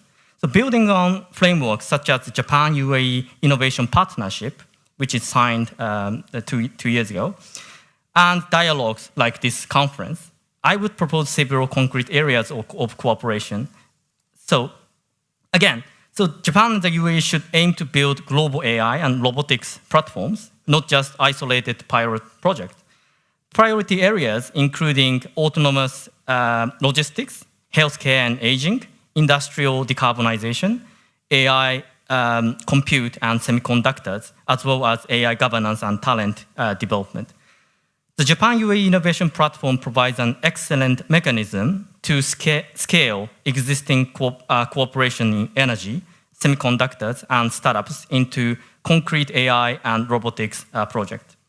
Looking ahead, we should also go beyond bilateral cooperation. Together, Japan and the UAE can co-design AI and robotics solutions for the global south, combining Japanese engineering with the UAE AI for development initiatives in Africa, for instance, over the mid to long term.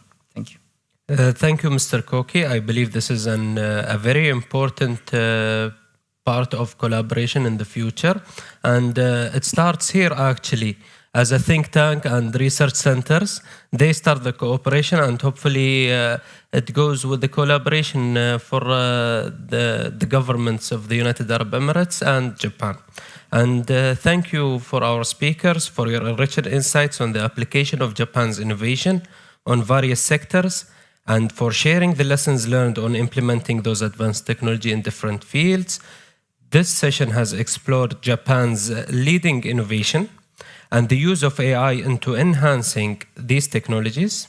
And it has shown, as our panelists have discussed, the shared vision of Japan and the United Arab Emirates when it comes to AI. In the vast areas that collaboration between the two countries are applicable.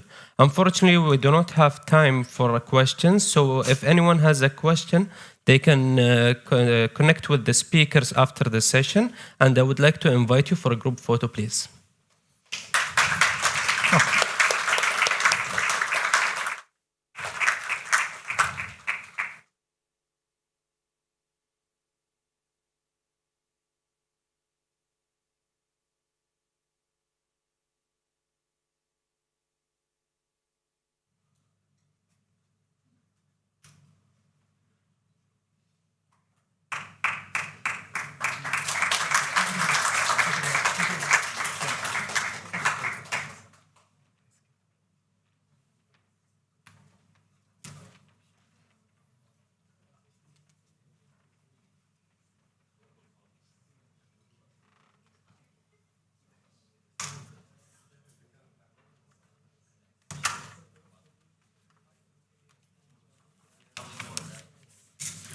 Thank you for those fascinating perspectives. Our final panel explores AI governance, policy alignment, and collaborative frameworks between Japan and the UAE. Please welcome our moderator, Ms. Mozel Merzougi, Senior Researcher and Director of the Economic Studies Department at Trends Research and Advisory. The session will feature a 45-minute panel discussion. Thank you.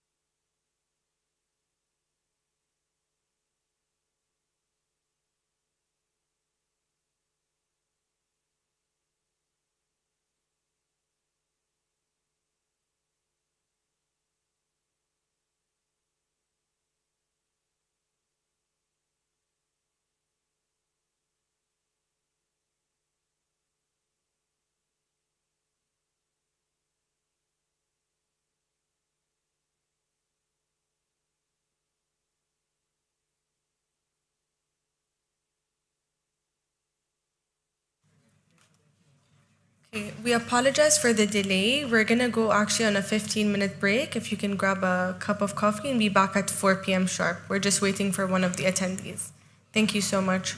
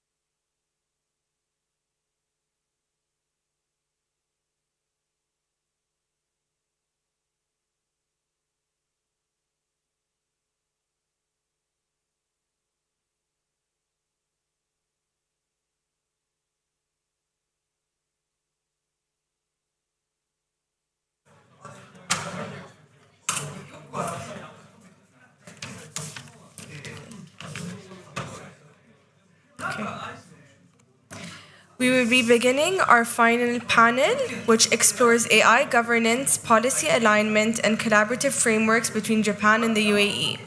Please welcome our moderator, Ms. Mozel Marzougi, Senior Researcher and Director of the Economic Studies Department at Trends Research and Advisory. The session will feature a 45-minute panel discussion. Thank you.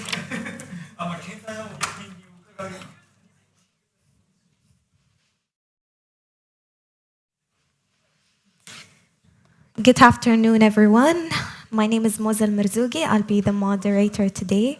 I would like to welcome to the stage.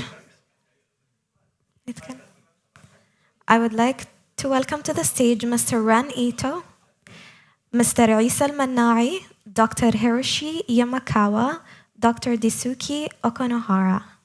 Welcome. おっと、ここじゃない。should I, here? Yeah.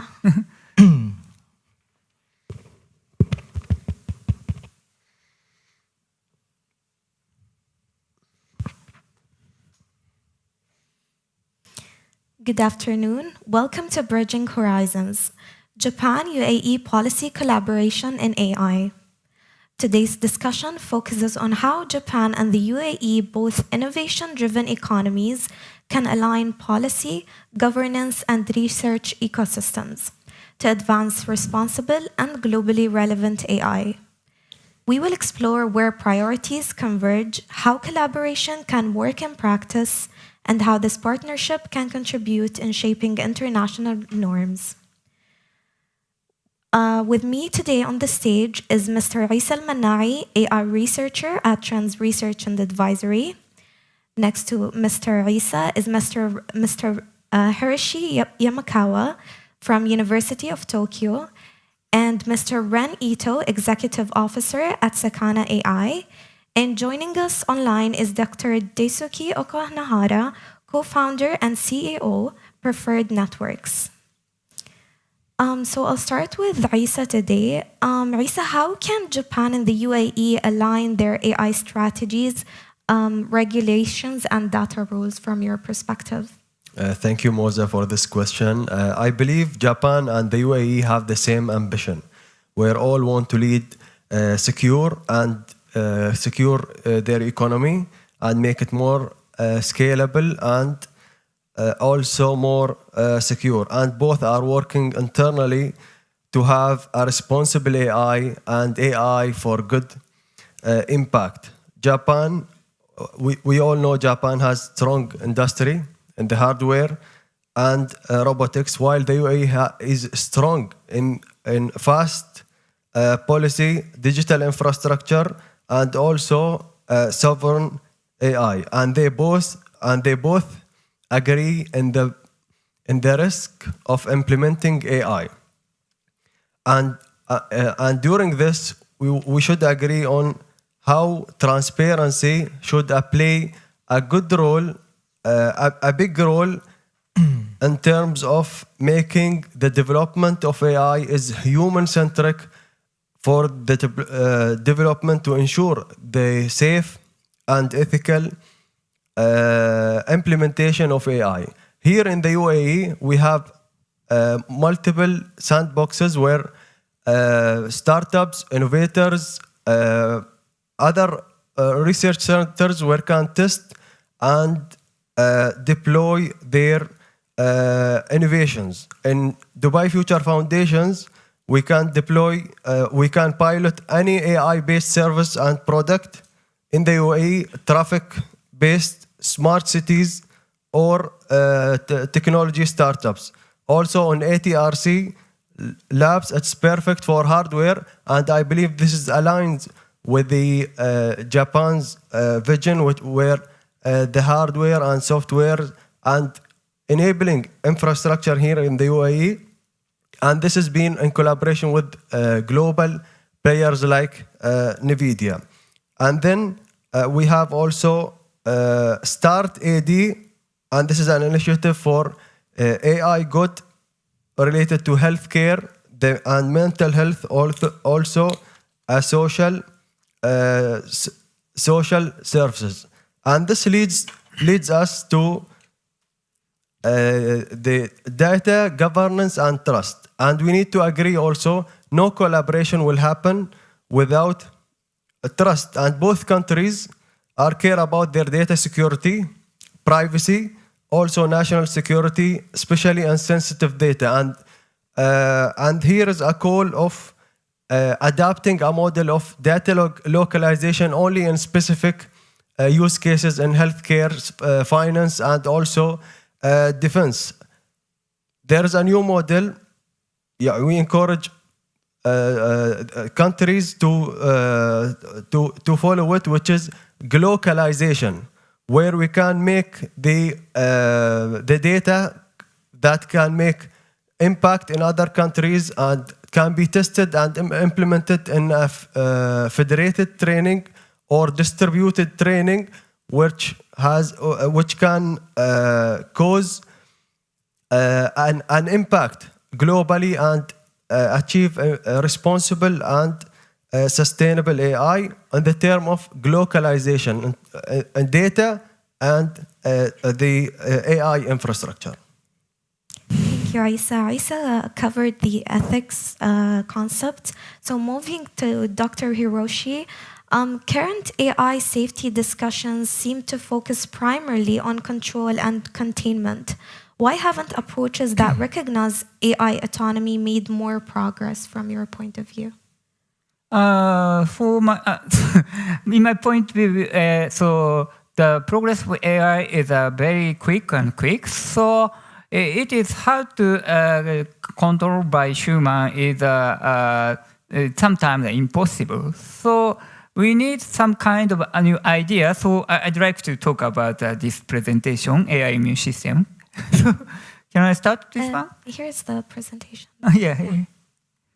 So anyway, so I'd like to talk about this AI immune system from this state. So I'd like to talk about briefly introduction for myself, and I'm a chairperson of the Intelligent Symbios chapter of the AI Alignment Network, and the principal researcher of the Matsuo Iwasawa Laboratory at the University of Tokyo, and former chair of Japanese Society of Artificial Intelligence, and member of Japanese cabinet of the AI principal meeting and something.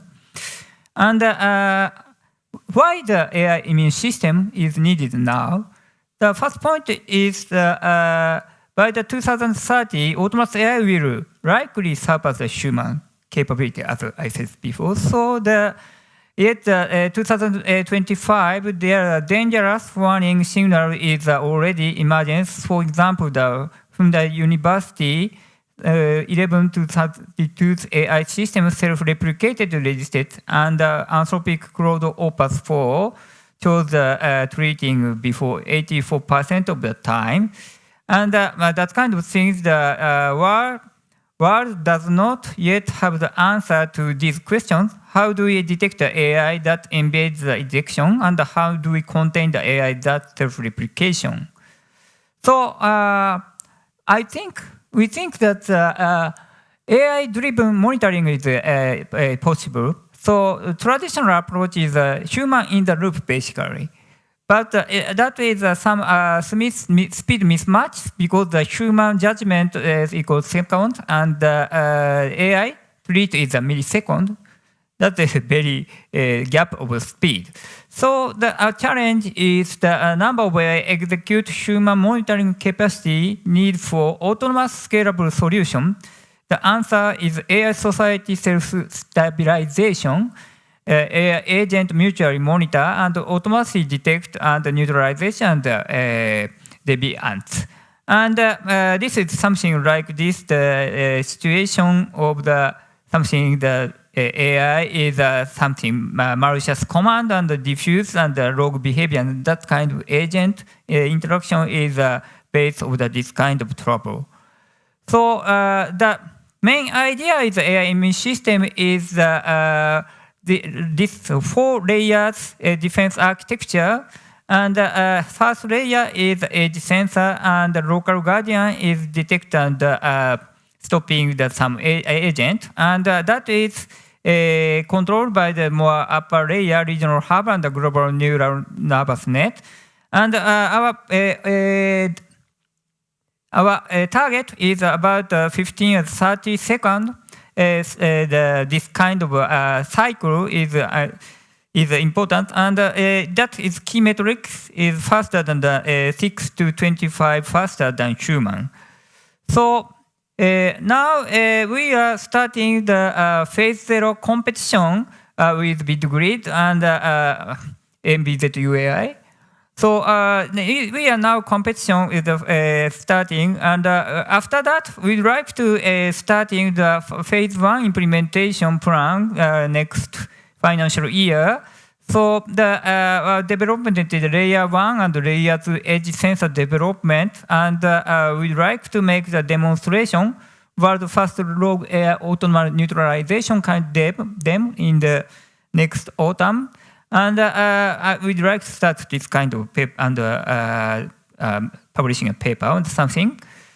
So I think this kind of approach is very good for the not Japan only and also UAE, because we can make the third pillar leadership corridor with Japan and UAE. So set non-Western AI safety standard proposed to international bodies, and AI enterprise ecosystem partner with OpenAI, Anthropic, and Google, and of course Sakana AI is a unique symbiosis approach attract companies talent, and security plus revenue. Japan UAE distributed infrastructure rise $5 million annual revenue potential, I think. So, so concrete step we'd like to make if some agreement in this conference around lately. So,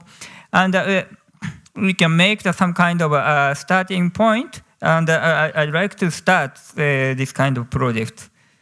So, thank you for hearing. The question is not, the point is, this is the question, is not whether this is needed, so, but who will build it first. So let Japan and UAE together provide the answer the world is seeking. So you can see this presentation on this QR code. Please check.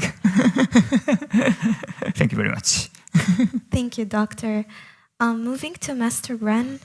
Mr. Ren, I invite you to take us through your framework on the AI industry layers and the missing link between models and applications. Sure. I think we prepared a couple of slides for the presentation purposes, but maybe going back to your original question about why the reason is, if you can scroll the slide down to the last page, which shows like 3 or 4 different layers of the AI, the landscape, can somebody... Oh, sorry, I can do that. So eventually, I want to talk about this one, meaning that you have different layers. When we're talking about an AI industry, you have a whole bunch of different layers. At the bottom, you have a semiconductor or even electricity, power generation. On top of that, you're making a data center, which is utilizing the GPUs which NVIDIA is making, and then you're providing some basic infrastructure for the layer 3. Layer 3 is what Daisuke over there in Tokyo and we are doing, which is making foundation models. On top of the foundation models, there is some application for the practical usage. So this is a kind of the 4 layers I want to explain in order to get to this question. But if I may want to go back to your slides, Dr. Yamakawa. If somebody can pull up the Dr. Yamakawa's slides, the second from the last one, because what we were discussing here today is a potential collaboration between UAE and Japan. And this is not just about a bilateral collaboration, but I think what boils down to the question, the core question is what Dr. Yamakawa wrote here as a 3rd pillar leadership. I think when I made this keynote speech this morning, what I was saying is that no country wants to be trapped in between one technological superpower and another technological superpower. And the 3rd pillar leadership, maybe this is a cliche, because everybody says that. France says we want to be the 3rd pillar. UAE says you want to be the third pillar. Yeah, yeah, Japan says we want to be a third pillar. But a good thing is that every different countries are embodying the different thought processes behind the third pillar definition. And what I like about this Dr. Yamakawa's slide is maybe I will be reverse engineering what is written here, but third pillar leadership, maybe this is the umbrella purpose of what we want to strive in the world. UAE wants to be remembered as the third AI superpower, fine. Japan wants to be remembered as a third superpower, fine. But the components are this second and third one. In order to be the third pillar, the unique third pillar in the AI world, what we need have to be divided into two different buckets. The first one is how to make AI. I will be passing a microphone to my friend Daisuke in Tokyo in a moment, but making the foundation model is one thing. And using the foundation model for the practical application is another. And what Dr. Yamakawa wrote here, the number two is how we are making the models, right? You have to like either partner or you have to compete with OpenAI, Anthropic, Google, whoever, and you have to have your own recipe of making your model, and then you have to demonstrate to the rest of the world why your model matters. Your model matters because it's safe and responsible, or your model matters because it's big, small, efficient, whatever. And then the third one is how you're making the model. If the secretariat can pass the slides back to my slide, I think I'm going to the final, this one. So this one is explaining how this first and second point are corresponding to the scaling, the layers in the AI industry. The third layer, this is about making the models. Fourth layer, this is about using the models. What I mentioned this morning about 95% of the POC proof of concepts fail, meaning that if you're directly connecting layer 3 and layer 4, 95% of the use cases have failed. So it sounds very simple. It looks like, oh, as far as you're making the best model, you don't have to use any more brain power. You just chuck yourself into the third layer, and then boom, you can get some practical application in the layer 4, which is wrong. Because you have to do something more. And then this is what we are striving. We believe that on top of making the models, we have to run extra miles in between layer 4 and layer 3 to make sure that there is a proper bridge being built. For example, my last example is my biggest client is a Japanese bank. So what we are providing to the bank is, hey, let's automate the loan application, right? So everybody is looking for the mortgage loan, or the corporate is looking for whatever, millions of dollars to borrow from the money. Even if you put entire bank data or your own data into the ChatGPT, ChatGPT cannot tell you whether this loan should be approved or not, right? Even after the ChatGPT becomes GPT 5.1, 6, 7, 8, 9, 10, even after a few years, and then ChatGPT became increasingly smart, I still don't believe that adding all the bank information into the ChatGPT is getting you an answer, whether you can approve this loan application or not. This is why you have to do something more creative in between the third and fourth layer, and absorbing the know-hows in the bank, the unwritten rules, written rules and unwritten rules, so that you can bridge the gap between just using the models and making that useful for the application. So this is all about the layers 3 and 4. But I welcome the question after the floor is done. Thank you for your interesting intake, Mr. Ren. Moving to Dr. Daisuke. Hi. So, hi. So I'm sorry not to be there, and so I would like to continue this theme about the becoming the third pillar leaders, taking a third pillar leadership together between the Japan and the UAE. And today I prepared the presentations. Can you see my slide? Yeah. Yeah, we can see them. Okay. So we are now developing several foundation models. Foundation model and also the semiconductor and a foundation model for the material. And each area we can work together to make some leadership in the world. So in the AI chip, as you know,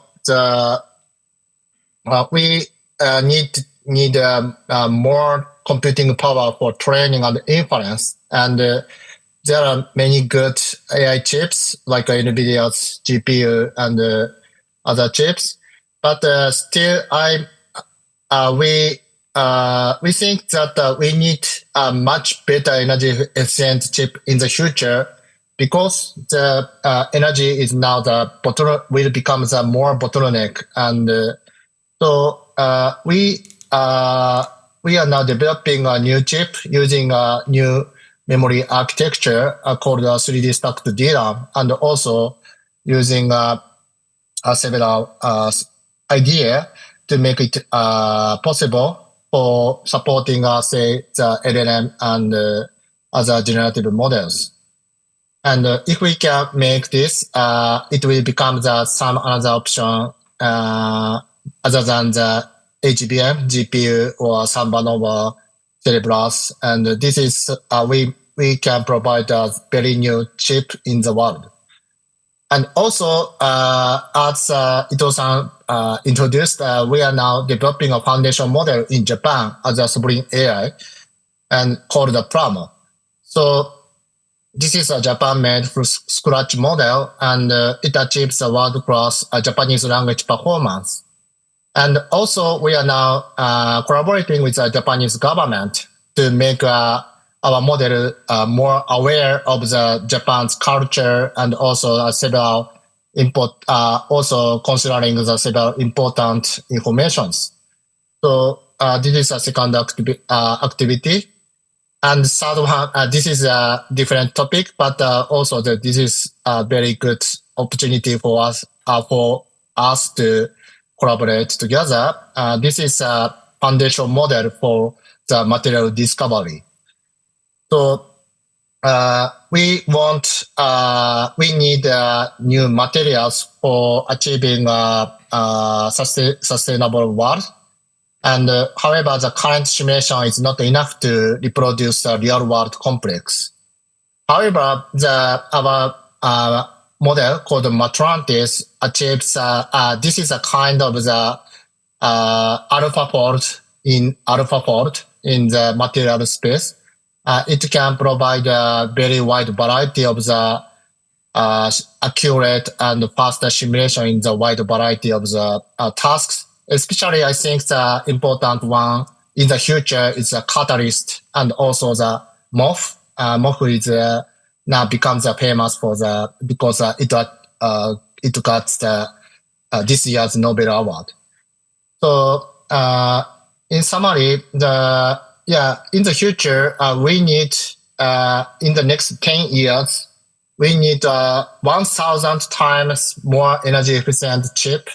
And this requires a very new memory technology and also the new computational architecture, which is maybe very different from today's ones. And this is a fast one. And I think that UAE also now prepares a large-scale data center. And so this is one interesting topic.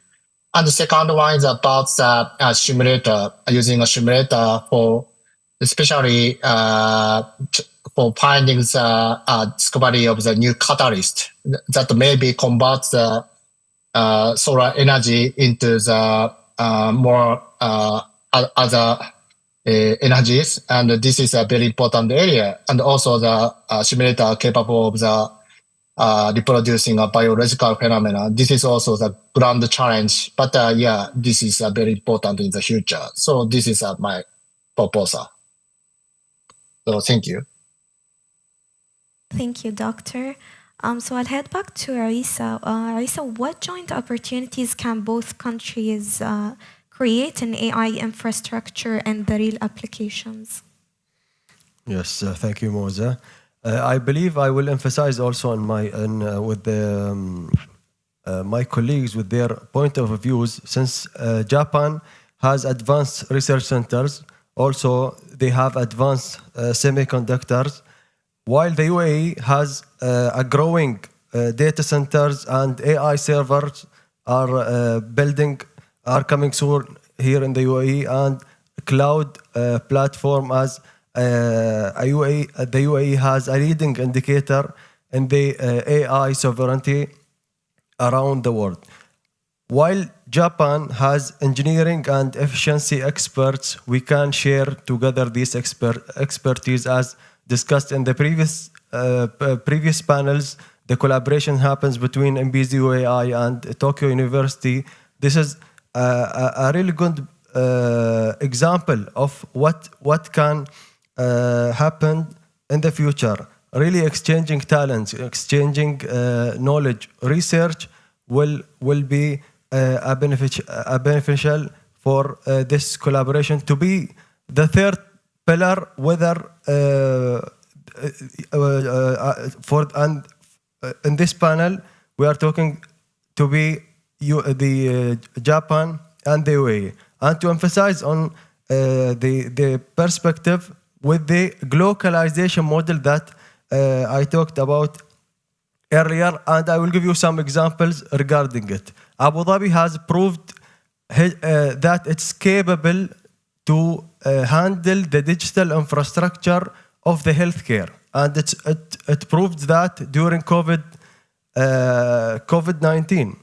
Abu Dhabi succeeded and got a really good indicator with the leading indicators in the healthcare. And now Abu Dhabi is deploying its digital healthcare infrastructure around the world because it's capable and accurate with data. And now they are implementing the globalization model where the sensitive data will stay here in Abu Dhabi, and the data can be shared in our country that can help other people to take the advantage of these models, will be used and will be collected in their use cases. And other example in Abu Dhabi also has made by Abu Dhabi Smart Autonomous Mobility. It's a testing center. It's been launched 2 months ago and deployed with the key partner Masdar City, G42, and Emirates Riding Company. Here in Abu Dhabi, we have sandboxes to test the robotics and the autonomous vehicles in Abu Dhabi and in our sandboxes. But if we have tested anything here in the UAE and we want to put it again in Japan, of course we will face some challenges, and in this case we are coming back to the globalization also with the hybrid system that we can use the data, and we keep the room for the other joint party to play the role and have the best application can be. So Dr. Hershey, following up with what Isa was saying about collaboration. Yeah. So I have a question about, is it okay? Yeah, sure. So from Ito-san's view, there are 3.5 layer. So I think this kind of globalization is something related something 3.5 layer. I think Yes. maybe so I'd like to know what is the globalization, and can you explain about from that intermediate layer? Yes, if I can explain, there are sensitive data, and it's really matter when it comes to the security and the privacy and the national security of each country. And especially if we are talking now in the genome and the quantum technologies, and it can be easily hacked and accessed. So we prefer this data to be not touched. But on the other side, there are some data can make the models itself more efficient, and these models can other people can have take the advantage of it.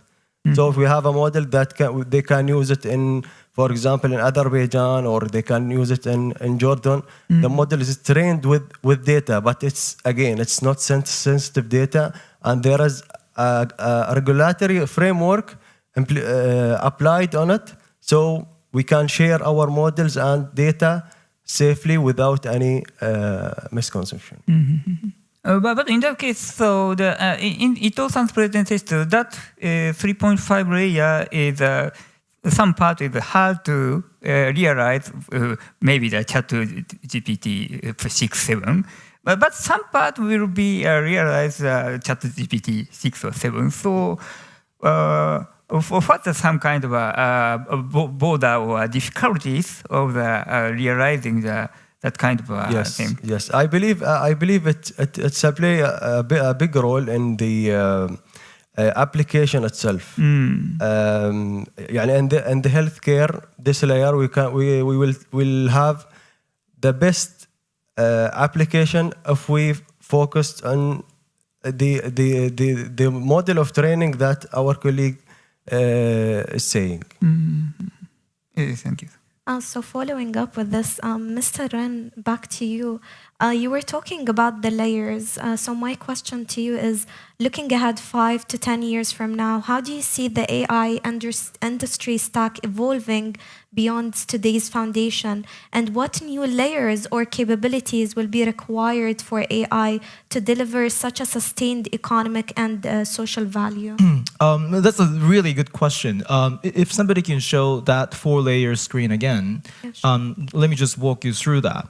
Because let me go one by one.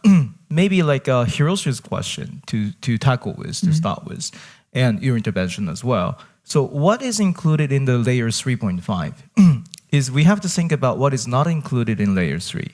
So when anybody is training the model, you're using basically 3 different ingredients in terms of data. You're using publicly available information, you're using private and proprietary and secret information, and you're using something else.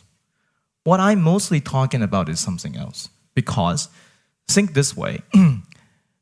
If the bank is making a decision about whether to approve or not your loan application, just imagine what kind of information I have in front of my desk. First one is 100-page manual provided by the bank, right? Your employer, your bank is telling a junior banker that read this 100 pages, which explains everything, whether to approve or not Hiroshi's loan application. That's one set of data. Let's say this is the publicly available information, or this is like a very structured information. The second one is bank has a lot of hidden sauce, right? So secret sauce, which they never disclose.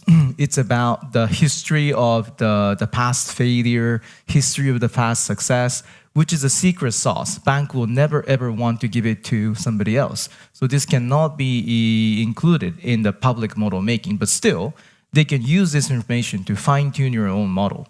So information number 1, 100-page manual, clear. Information number 2, some secret sauce you never want to pass to the different bank, clear. But two sets of information is not enough.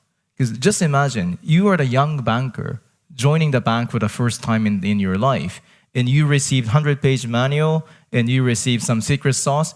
Can you make the right decision? No. This is a know-how. This is the unwritten rules. And then the question of the AI, the question of the layer 3.5 is how much and how effectively can you collect those unwritten rules and know-hows?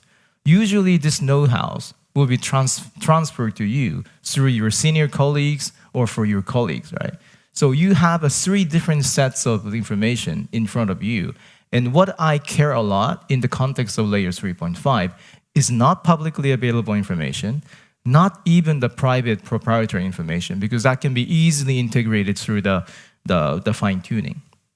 what I care the most is those know-hows. So that's about layer 3.5. And going back to your original question, which is what do I see is in the longer run, how the future of the AI, the industry should look like.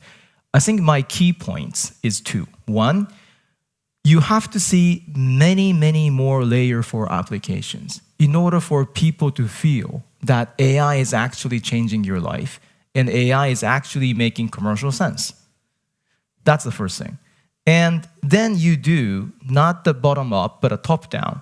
If the layer 4 is getting more beefed up and chunky, that will naturally transmit it into the third layer, second layer, and first layer. Because nowadays, what is worrying me a little bit is everybody is so passionate about talking about making a model, and then making a data center, right? You have to make a data center because you have an unlimited demand for using a data center. And then you have to say, hang on, are you sure? I think it will be sure, but you have to make doubly and triply sure that the data center will have sufficient demand. Sufficient demand is not coming from semiconductor, right? Sufficient demand is coming from the top. Unless you have the real application, model is meaningless, data center is meaningless, GPU is meaningless. One irony which we are seeing slightly right now is we are talking so much about building a semiconductor-based data center layer, but talking less about the application. So what I see is that we have to have more application, more real use cases. That will be leading to the very healthy balance between the 4 layers. I agree with you, Mr. Ren. So, Dr. Daisuke, to conclude this session in a way, let's go back to the main topic. And can you answer me, how can Japan and UAE's partnership contribute to shaping global AI norms and multilateral cooperations as well? Okay, so it's an honor to conclude this theme. So I believe that taking a leadership of the third pillar in the global is very important. And today, the AI leaderships are taken by the US and China, but many other countries also want to take more roles. I want to take more roles, and UAE and Japan have same problem. Same have the same goal, and also UAE and Japan have different strengths and also different characteristics. And if we can work together, we can take such as some leadership in the global.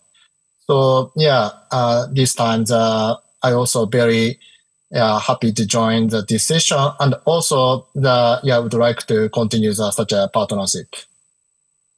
Thank you, Doctor. I would like to open the floor for the audience for one question. If anyone wants to ask any of the panelists today a question, can go ahead.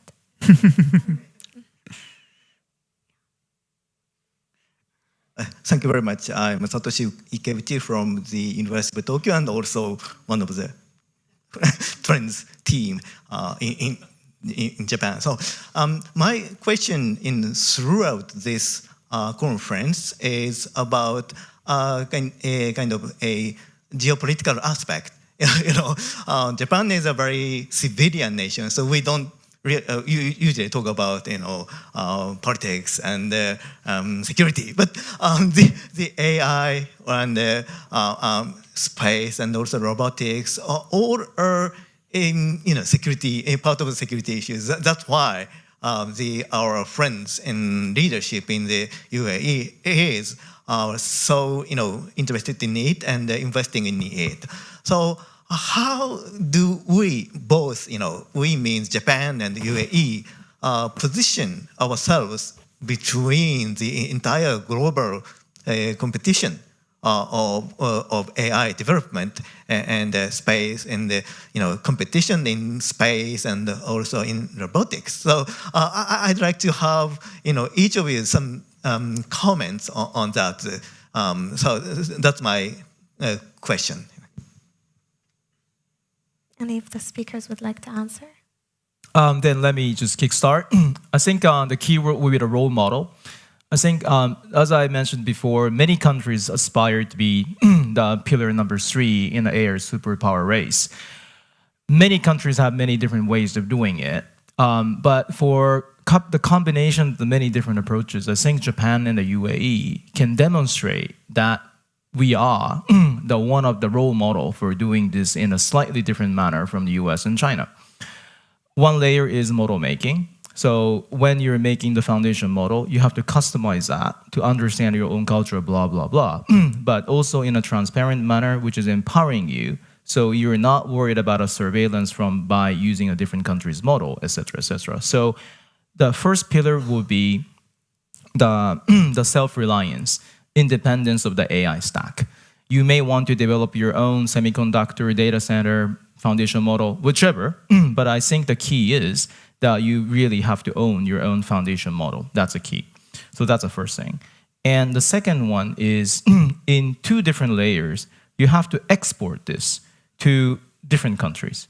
So if UAE is coming up with its own foundation model, which is easily usable, replicable, applicable to Indonesia, Malaysia, whatever other countries, and if other countries are trusting UAE's foundation model or the Japanese foundation model because it doesn't have any bias. Just imagine, I'm not trying to politicize this conversation, but if you're asking this question to Chinese model, for example, what happened in the 4th of June, 1989? Chinese model wouldn't give you any answer. That's kind of the model which you don't want to use in some regard. So having your own model, which is widely accepted by the different countries, is also giving you the moral high ground and the technological high ground to UAE and Japan. The last one is the application. Again, especially you don't have to be in a banking sector, but if UAE can come up with an amazing use case of using AI to strengthen your defense capabilities, defense in a broader sense, it's not just about shooting and drones and tanks.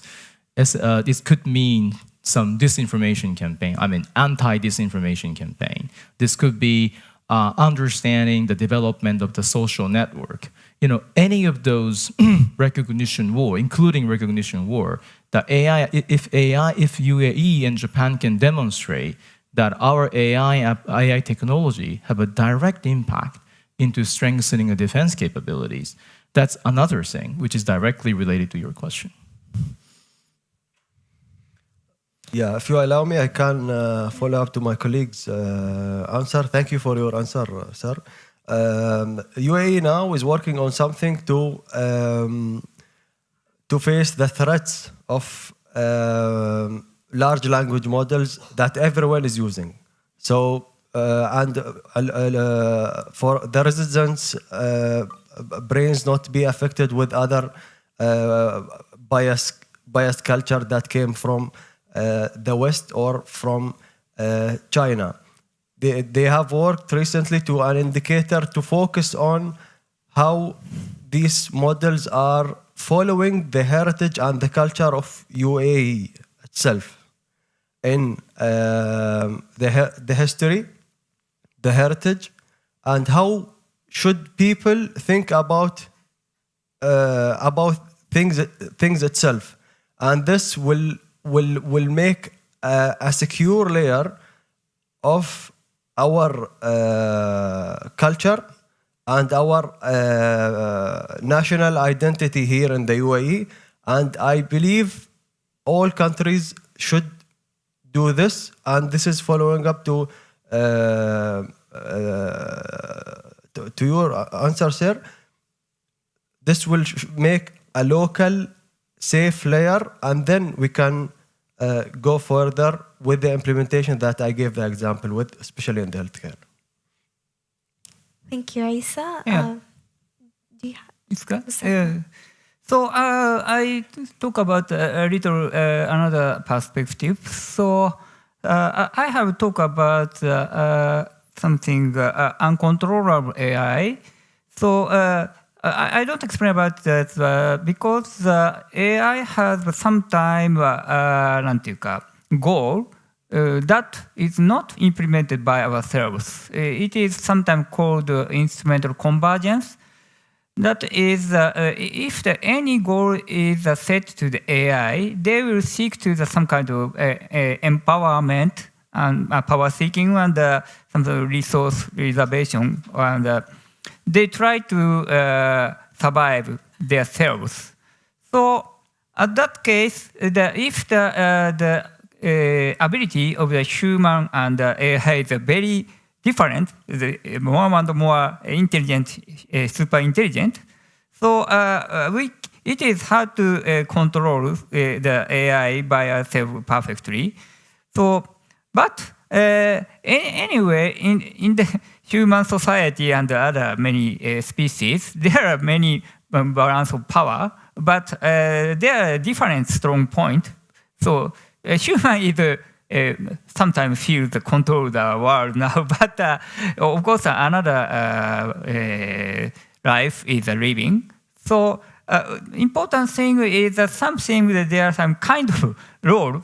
It's kind of role, and they live, make together and make a symbiosis. Is I think the future important things. So the nowadays, the important point is something sometimes the country and country, human and human conflict.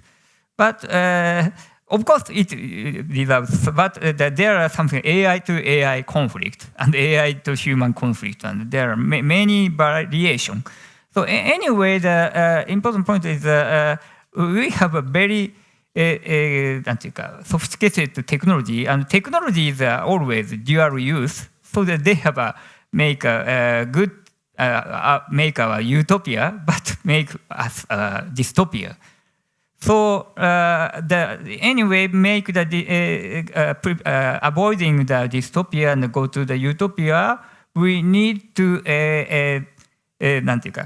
competition is okay. Competition is back, but something bad conflict is not good. So. We make a good relation and many types of AI and many countries, groups, and community. So the definition of the relation is important. For example, in human society, there are many kinds. Today, some countries very strong, some countries not so strong. So it is always so. We have to make a new something kind of world is important to build. So it's my last opinion. Thank you, Dr. Hiroshi. And with that, we have reached the end of panel 4. Join me in thanking our speakers for this rich discussion. Thank you.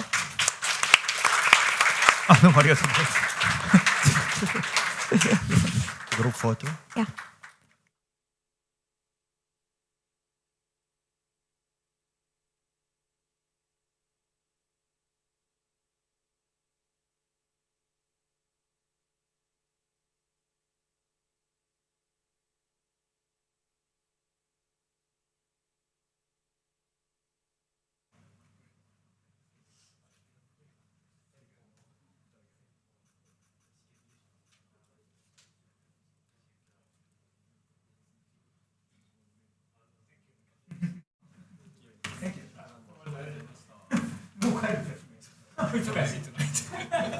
Thank you very much.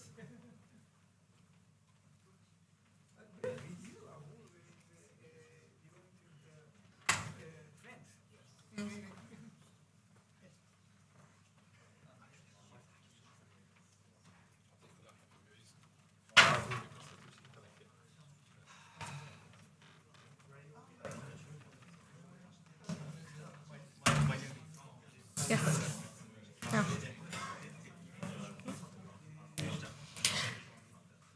Ladies and gentlemen, as we conclude today's program, it is my honor to invite Professor Satoshi Ikeuchi, Professor at RCAST of the University of Tokyo and Head at Trends Office in Tokyo, to deliver the closing remarks and recommendations.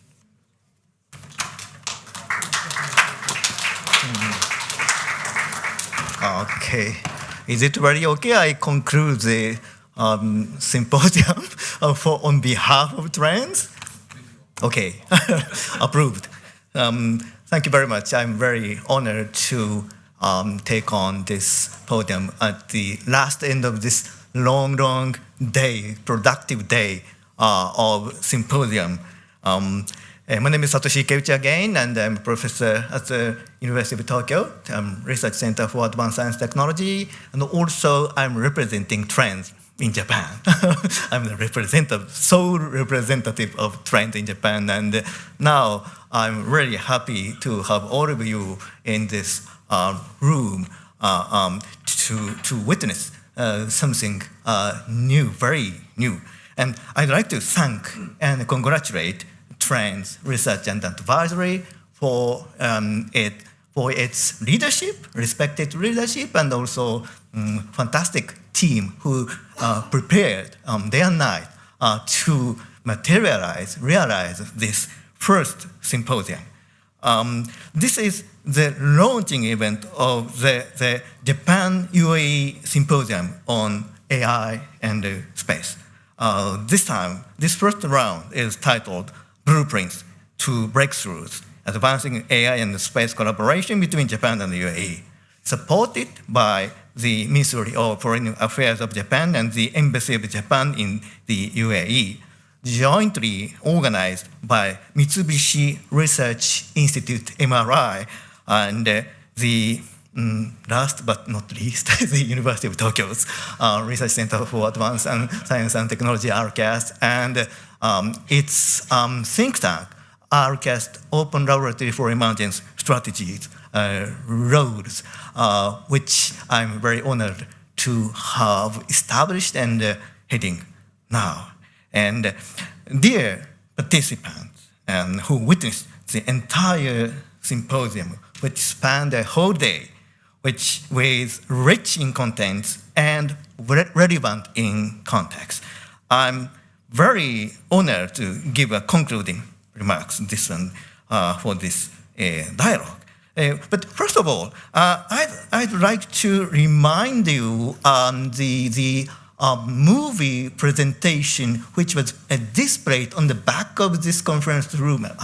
Unfortunately, right now it's hidden behind the wall. But on the way you go back to your home, you can still see the screen and digital signage.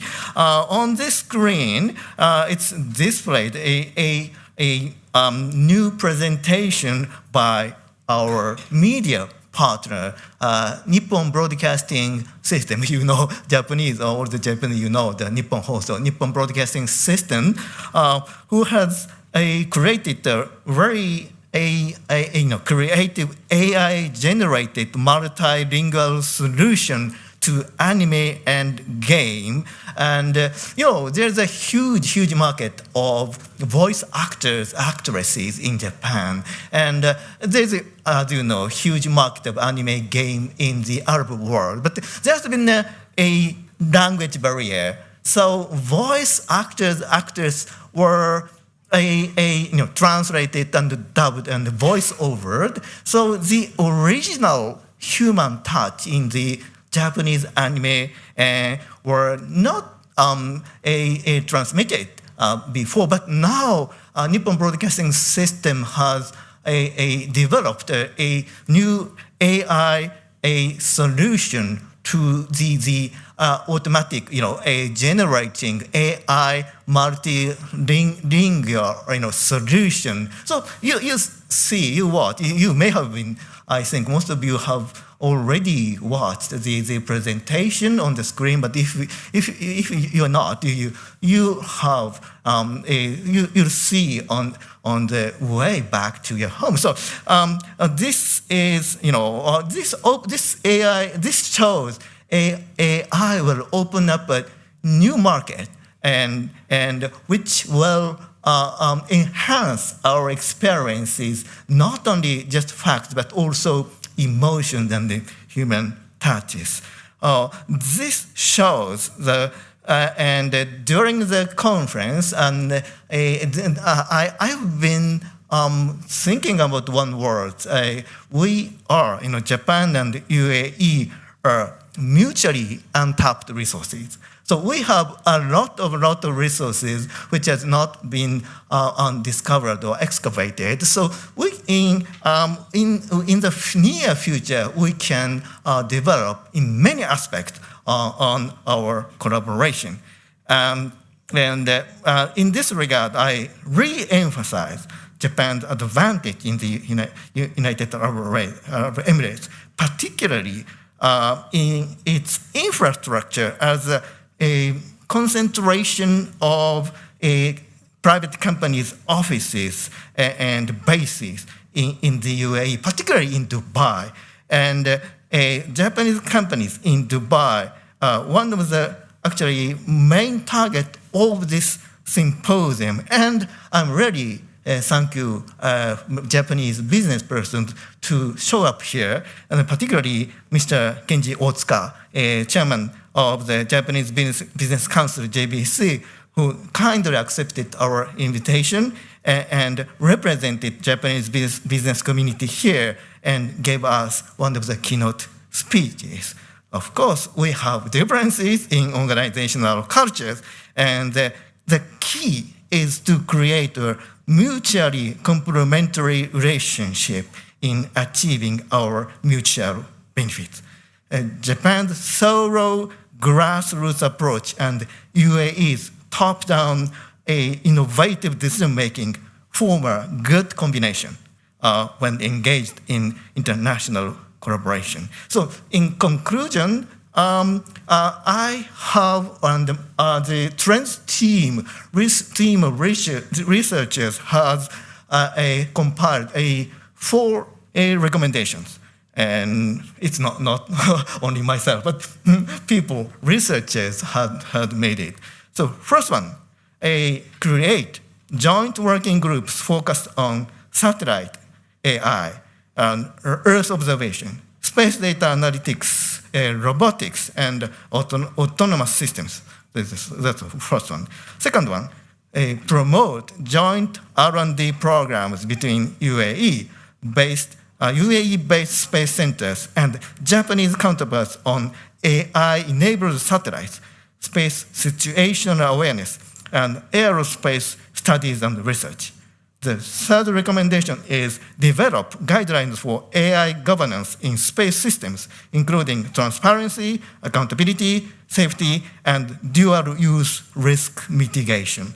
The fourth, last one, pursue regulatory harmonization with Japan in areas such as AI safety standards, space data governance, and technology certification. For the purpose of realizing these recommendations and points, a Dubai-based Japanese company can be more actively engaged and participate in Abu Dhabi's strategic visions as co-planners and effective implementers.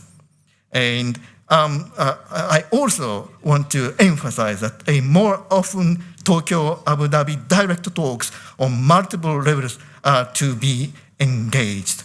In conclusion, I might propose to make our symposium or seminar a broad platform for the future implementation process of these points. We might call it, for example, it's just a tentative name, but we might call it UAE Japan Advanced Science and Technology Forum, UJAST.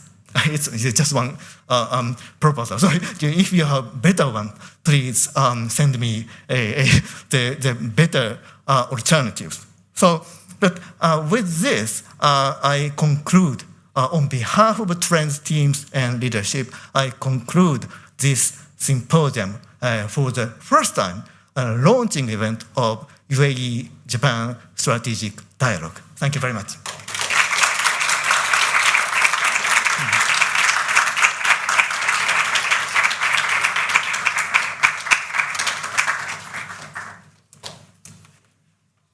Thank you, Professor Ikeuchi, for those inspiring reflections. On behalf of Trends Research and Advisory, our partners and collaborators, thank you all for your participation, insights, and engagement throughout the day. We wish you safe travels and look forward to continued Japan-UAE collaborations in AI, space, and beyond. Thank you and have a wonderful evening.